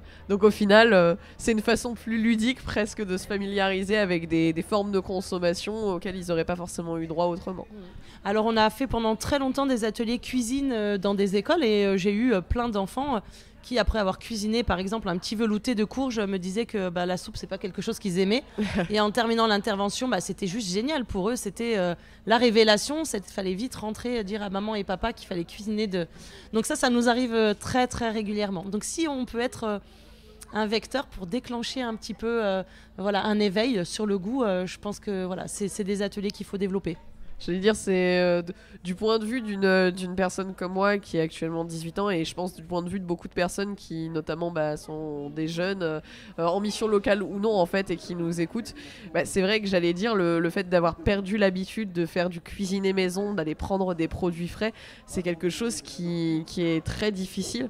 Moi j'ai eu la chance d'avoir des amis qui m'ont ramené vers le fait de cuisiner soi-même, mais c'est vrai qu'on a pris beaucoup l'habitude d'aller prendre des produits directement transformés au supermarché, en surgelé, etc. et de juste aller les mettre au micro-ondes pendant 10 minutes et les ramener. Au final, est-ce qu'on perd pas un peu de... Est-ce qu'on perd pas, alors j'imagine déjà qu'on perd des apports, mais est-ce qu'on perd au final pas non plus au niveau du goût et de la culture du goût? On perd en savoir-faire. Parce que les fruits et les légumes, surtout les légumes, faut savoir les découper, les éplucher. Qu'est-ce qu'on en fait? Ça nous arrive très souvent de croiser des étudiants dans lesquels on leur met dans les mains un chou-fleur et ils ne savent pas comment le préparer. Est-ce que ça se mange cru? Est-ce que ça se fait cuire? À quelle saison de l'année je peux les consommer? C'est toutes ces questions qui me permettent de faire une jolie transition. Merci. Demain et dimanche, nous serons également sur le salon. Mais cette fois, on change pour nous de campagne puisqu'on va toucher du grand public et des familles et notamment des adultes, des jeunes adultes. Et donc, on sera avec la campagne Jamais trop. Voilà, cette campagne de communication, elle vise à toucher ce que nous, on appelle les millennials, les 25-35 ans, mais aussi élargi jusqu'à 50 ans. Donc des personnes qui n'ont pas peut-être eu cette chance à la maison de grandir avec le savoir-faire autour des fruits et légumes. Donc on a notre chef Richard qui sera présent avec un food truck pour proposer des petites dégustations qu'il va préparer en direct pour donner envie de consommer des fruits et légumes frais. Il y aura également la possibilité de venir pédaler sur des vélos à smoothie pour préparer votre propre cocktail. Donc on vous invite tous à venir faire votre smoothie demain et dimanche. Et puis il y aura également un photobooth, un photocall, tout simplement pour prendre des photos souvenirs de ces moments de partage. Parce que la cuisine, c'est aussi le partage et le plaisir. On parle beaucoup de la santé, mais c'est aussi tout ce qui tourne autour et qui leur donne des vraies valeurs à ce qu'on peut manger. Eh ben, super initiative, super projet. Franchement, ça donne vraiment très envie. Et je suis sûre que pour beaucoup de jeunes adultes qui effectivement n'ont pas forcément encore pris l'habitude, ça peut être un bel encouragement, une belle démarche pour aller vers la préparation de frais. J'allais dire, ça me permet moi aussi de rebondir quand vous aviez parlé transition quand vous aviez parlé de la façon de consommer. C'est vrai que vous aviez parlé de consommer de saison. On en avait notamment parlé quand on avait eu monsieur Rossignol, qui était notre premier interviewé, qui était à l'origine de la création de cet événement du Salon de l'Agriculture à Salon. Consommer des produits de saison, c'est important. Alors c'est important quand on est dans une région où on est largement capable de produire des quantités, des volumes et surtout de la diversité. C'est très riche ce qui se passe en région PACA en termes de production. Donc je pense qu'il faut vraiment saisir l'opportunité de la saisonnalité quand elle se présente. On va avoir les premiers melons là dans quelques jours. Je crois que j'ai vu que ça commençait à cueillir là depuis peut-être un jour ou deux. Donc on arrive petit à petit à vivre au rythme des saisons. Maintenant, quand c'est des produits qu'on n'est pas capable nous de cultiver et de produire, on est aussi en 2023. Il faut garder aussi la chance de pouvoir consommer de l'ananas. Nous, on n'est pas capable de les cultiver, donc pourquoi pas? C'est aussi une chance. Donc c'est ce qui fera aussi la richesse et la diversité. Mais bien sûr, quand on est dans des régions de production, et bien sûr qu'il faut suivre les rythmes des saisons. Et justement, là, on parlait de local. Est-ce que vous avez des collaborations, tout simplement, avec des organismes locaux, des producteurs locaux, dans le cadre, justement, par exemple, de votre stand ou de vos initiatives dans votre association? Nous, on n'a pas forcément des partenariats uniquement sur on va dire localement, mais plutôt avec les professionnels que nous soutenons au niveau national. On est là pour les représenter. Donc bien sûr, ici, ils sont présents. Alors j'ai un peu peur de citer des noms et d'oublier certains, mais il y a les grossistes, les marchés de gros, par exemple. Donc c'est une de nos familles aussi à l'interprofession. On est là, on fait beaucoup de choses, beaucoup d'actions avec eux aussi. Que ce soit le mine de Château-Renard, que ce soit celui de Marseille, on essaye de les accompagner sur des actions de communication aussi toute l'année. Les diététiciennes sont présentes à leur côté. Après, en termes de partenariat, nous, on est vraiment là pour toucher le grand public. Donc, notre objectif, il est là. Super. Je vais juste regarder l'heure. Alors, La magie du montage me permettra de couper. 46, ouais. Je vais faire la dernière à la fin de la fin. Ouais, voilà. Ok. Donc du coup, je vais passer à la dernière petite partie de cette interview, qui est une partie un petit peu plus fun, un petit peu plus dynamique. On va dire, ça va être un petit jeu. Ok. Ça va être un petit jeu de rapidité. Alors je vous explique, en gros, je vais vous poser des questions à la suite. Et ces questions, ça va être une question, par exemple, chien ou chat. Ça va être préféré l'un ou l'autre. Et le but, c'est en 1 minute de répondre à un maximum d'entre elles. Ok, c'est parti, je suis prête. Allez, super. On va voir ça. Vous avez tous été déjà très bons en général à ce jeu et tout le monde a l'air vachement au taquet. Donc moi j'ai peur. Chronomètre, c'est ça? Ah oui, non, moi je finis par chrono. En fait, je mets un minuteur de 1 minute pour être plus précise. Et c'est parti. Hiver ou été? Été. Pomme ou poire? Poire. Mer ou montagne? Montagne. Fruits ou légumes? Ah, les deux. Thym ou romarin? Thym. Olive verte ou olive noire? Les vertes. Lavande ou coquelicot? Ah, lavande. Confiture ou miel? Confiture. Ailier ou tapenade? Tapenade. Poivron vert ou poivron rouge? Le rouge. Tomate farcie ou poivron farci? Ah, le poivron. Fromage à pâte dure ou à pâte molle? Dur.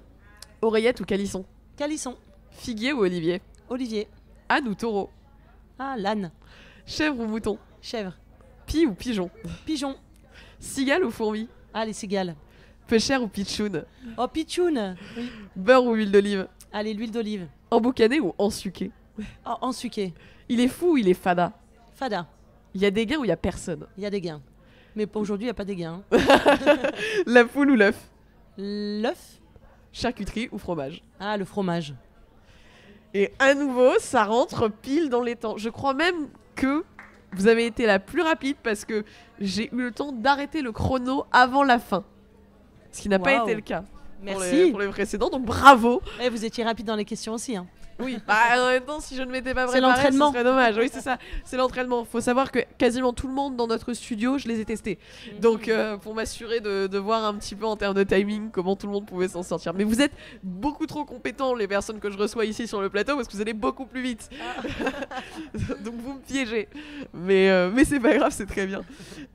Et du coup, bah, je vous remercie. Merci pour votre accueil et puis bon montage pour le film alors, pour la vidéo.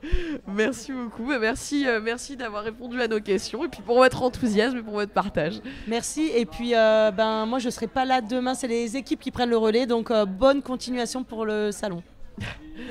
Merci.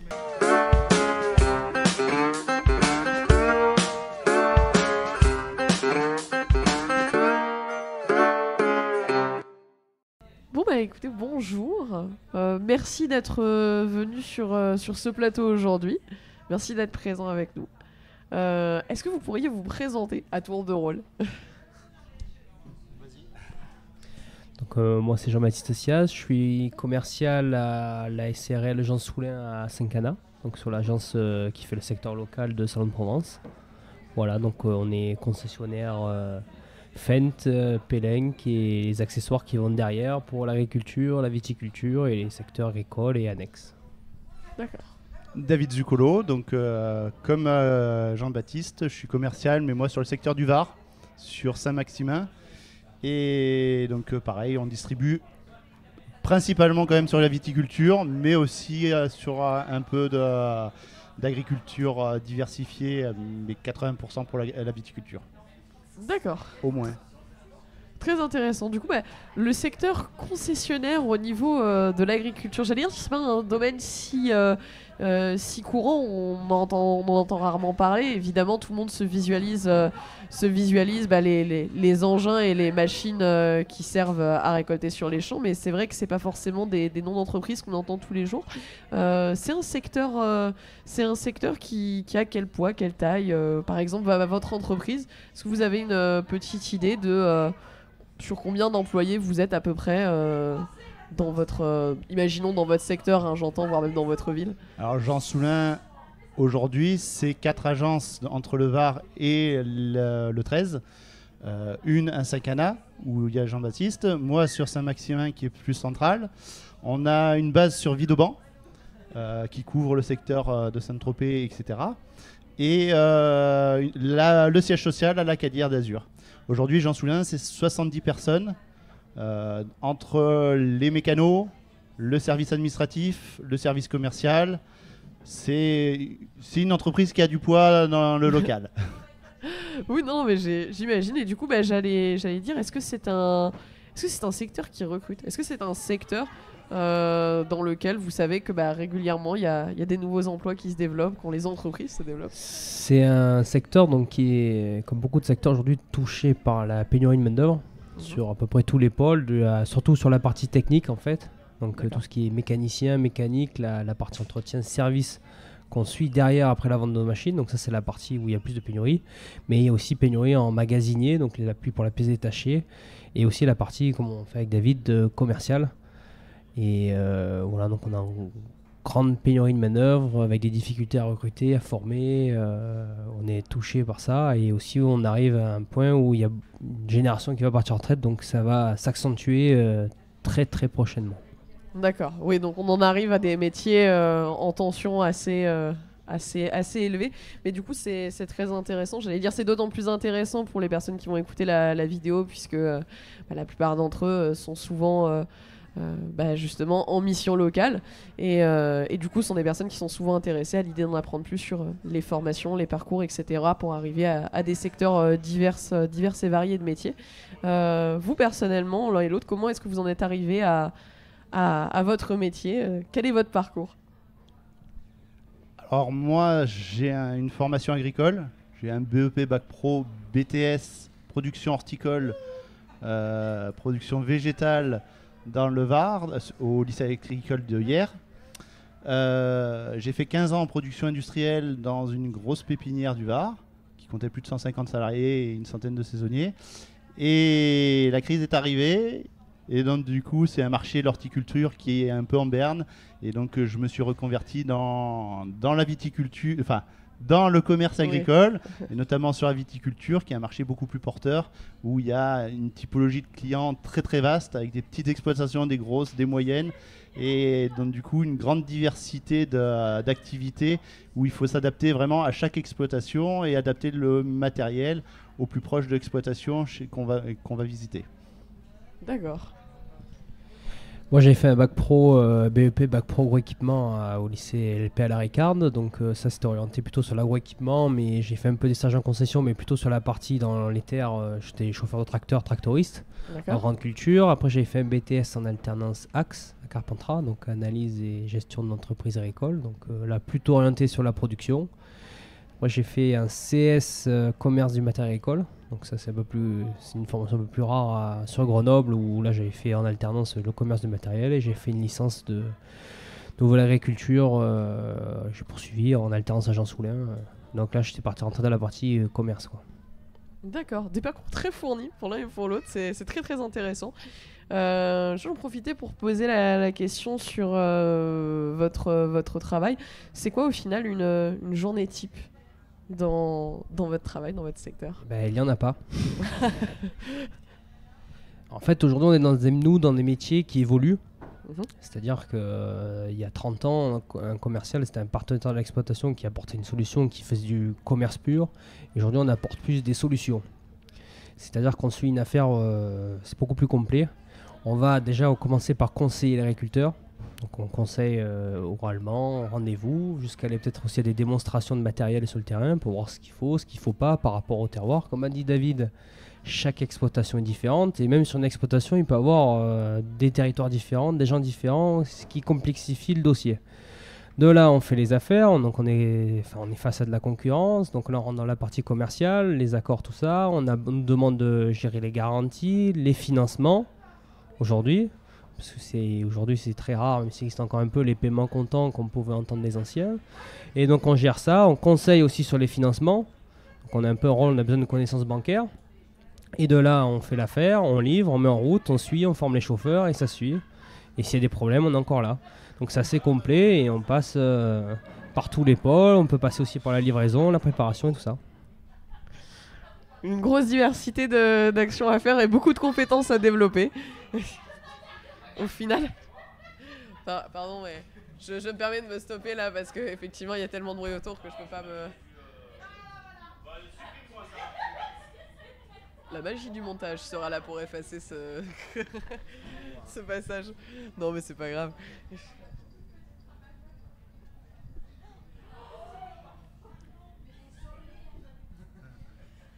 Ça c'est le désolé de vous entendu. Oui c'est ça. Il y a des personnes, on va les entendre dans la vidéo finale, ils vont pas savoir qu'ils ont fait partie de la vidéo.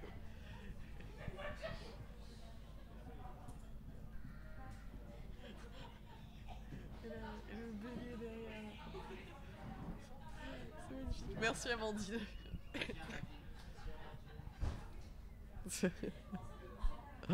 Bon du coup je vais reprendre.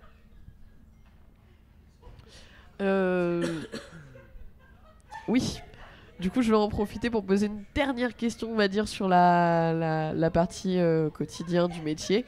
Pour vous, si il y avait si vous deviez donner le meilleur avantage et le pire inconvénient de votre métier, qu'est-ce que ce serait? Les deux extrêmes. C'est difficile. L'avantage, c'est la richesse des rencontres. On a vraiment une grande diversité de profils avec qui on échange tous les jours, du petit paysan au grand industriel. L'inconvénient, c'est peut-être la route. On navigue beaucoup et on doit jongler sans arrêt entre les financements, entre la technique, entre les capacités à pouvoir présenter le matériel et à faire les démonstrations. Donc il faut vraiment une grande gymnastique toute la journée sur ce qu'on nous demande. J'imagine que du coup, vu que c'est des dossiers à chaque fois au cas par cas, vous devez peut-être avoir des anecdotes à raconter, des choses qui vous sont arrivées. Une anecdote de travail intéressante à connaître. Est-ce que vous en avez une à partager? C'est pas grave si vous en avez pas, hein, à nouveau. Bah, c'est pas grave. Non mais c'est pas grave, je vais passer à une autre question, y a pas de souci. Si, j'en ai peut-être une. Ah. Moi, quand j'ai intégré Jean Soulin il y a 2 ans, en fait, je travaille au quotidien avec un commercial qui a 80 ans. D'accord. Donc, je l'accompagne dans toute la phase numérique qui a évolué. Lui travaillait avec des dossiers écrits, des catalogues écrits, et maintenant on est passé à la transition électronique. Et donc, du coup, ça, il a besoin d'un accompagnement. Donc, je l'accompagne, et lui, en contrepartie, m'accompagne sur des grands domaines. Pernod Ricard, etc. Où il m'ouvre son portefeuille et il y a une synergie qui se crée au travers de ça. Mais pour dire que le métier commercial, c'est quand même un métier passionnant et à 80 ans, il continue. Oui, c'est un métier. Au final, j'allais dire, prendre sa retraite à plus de 80 ans, c'est rare aujourd'hui quand même. Et c'est vrai que ça doit être un très gros métier de passion pour avoir autant envie d'y rester aussi longtemps au final. Très très intéressant. Je vais en profiter pour regarder. Ouais, tu penses que c'est bon? Ah, je pensais pas que le temps était passé aussi vite, mais du coup apparemment le temps passe vite quand on s'amuse. Mais du coup, je vais passer à la dernière phase de cette interview. Pardon. D'accord. Bah, n'hésitez pas à le dire n'hésitez pas à le dire. Vous recrutez dans tous les niveaux donc. Donc voilà, pour revenir sur le recrutement dans une concession tracteur, enfin une concession agricole, on recrute à tous les niveaux, que ce soit les mécanos. Il y a des mécanos qui vont être plus spécialisés dans la partie mécanique, d'autres dans la partie électronique. Donc on a besoin de tout type de profil. Souvent on recrute dans l'automobile. L'intérêt dans l'agricole, c'est que la clientèle est beaucoup plus conviviale, on va dire. Ils sont plus accessibles, ils mettent souvent les mains dans le cambouis, donc ils savent de quoi ils parlent. Et donc il y a un accompagnement. Le Var et le Trèves, c'est une région qui est fabuleuse, donc naviguer d'une exploitation à l'autre pour aller intervenir sur un tracteur, une machine à vendanger, c'est chouette. Le contact, il est réel. Et donc du coup, dans les ateliers, pareil, il y a un accompagnement qui est fait. Aujourd'hui, on a des beaux ateliers avec un accompagnement des chefs d'atelier. Il y a des possibilités d'évoluer, commencer bas dans l'atelier et évoluer en interne. Aujourd'hui, les tracteurs, c'est des porte-outils. Donc en atelier, on a besoin de gens qui sont capables de souder, d'adapter le matériel, parce qu'on a une grande diversité de matériel. On a plein de marques agricoles de tracteurs. Et donc, chaque marque, on doit les adapter plus ou moins sur le tracteur. Et donc, on a besoin de gens techniques qui soient capables de souder, de bidouiller, de mettre en place. Donc ça, c'est au niveau de l'atelier. Au niveau du magasin, c'est pareil. On a besoin de gens vifs qui sont capables de gérer les rayonnages, de gérer leur stock, de gérer l'accueil client, de faire de la vente directe, de la vente technique, puisque le parc de tracteurs, il est historique dans le Var. Donc on a des tracteurs des années 70, on a des tracteurs des années 50, on a des tracteurs des années 80, des 90, des années 2000. Aujourd'hui, c'est très technologique. Aujourd'hui, un tracteur, c'est plus technologique qu'une voiture. Ça tire l'automobile vers le haut. Donc on a des technologies qui maintenant, le tracteur peut être autonome même dans la vigne avec un autoguidage. Et donc on a besoin aussi d'ingénieurs pour nous aider à accompagner les clients dans la maintenance de ces outils-là. Il y a vraiment tout type de profil, du bas jusqu'en haut, où on a besoin de recruter. Donc dans l'accueil, dans la technique, dans le stockage, dans l'atelier, dans le commerce, il y a vraiment tous les types de profils et la clientèle est sympathique dans l'agricole. Une belle invitation pour des personnes potentiellement intéressées par ce secteur à venir y jeter un petit coup d'œil. Je vais simplement terminer avec effectivement la dernière phase que nous faisons à chaque interview. Alors ça va être une phase, une espèce de petite épreuve, une espèce de petit jeu, on va dire, de rapidité. Je vais lancer un chrono de 1 minute et je vais à chaque fois vous opposer 2 éléments, par exemple chien ou chat. Et le but, c'est que vous répondiez à la question et à la suite de questions dans ces 1 minute. Alors, ça va être un peu plus technique parce que vu que vous êtes 2, il va falloir arriver à vous trouver le temps d'eux. Je vais peut-être même être gentille. Je vais vous régler sur 1 minute 15. Allez. Je pars du principe qu'ils sont 2, donc c'est plus difficile. Est-ce que vous êtes prêts ? Oui. Est-ce que vous êtes prêts ? Je vais devoir vous demander d'essayer de répondre en guinconce. Et c'est parti. Hiver ou été ? Été. Hiver. Pomme ou poire ? Pomme. Pomme. Mer ou montagne ? Montagne. Mer. Fruits ou légumes ?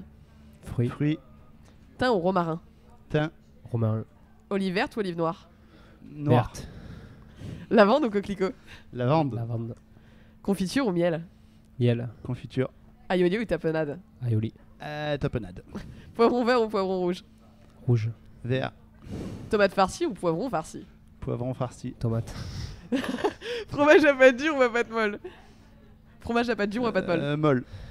Dur. Oreillette ou calisson ? Oreillette. Calisson. Figuier ou olivier ? Olivier. Figuier.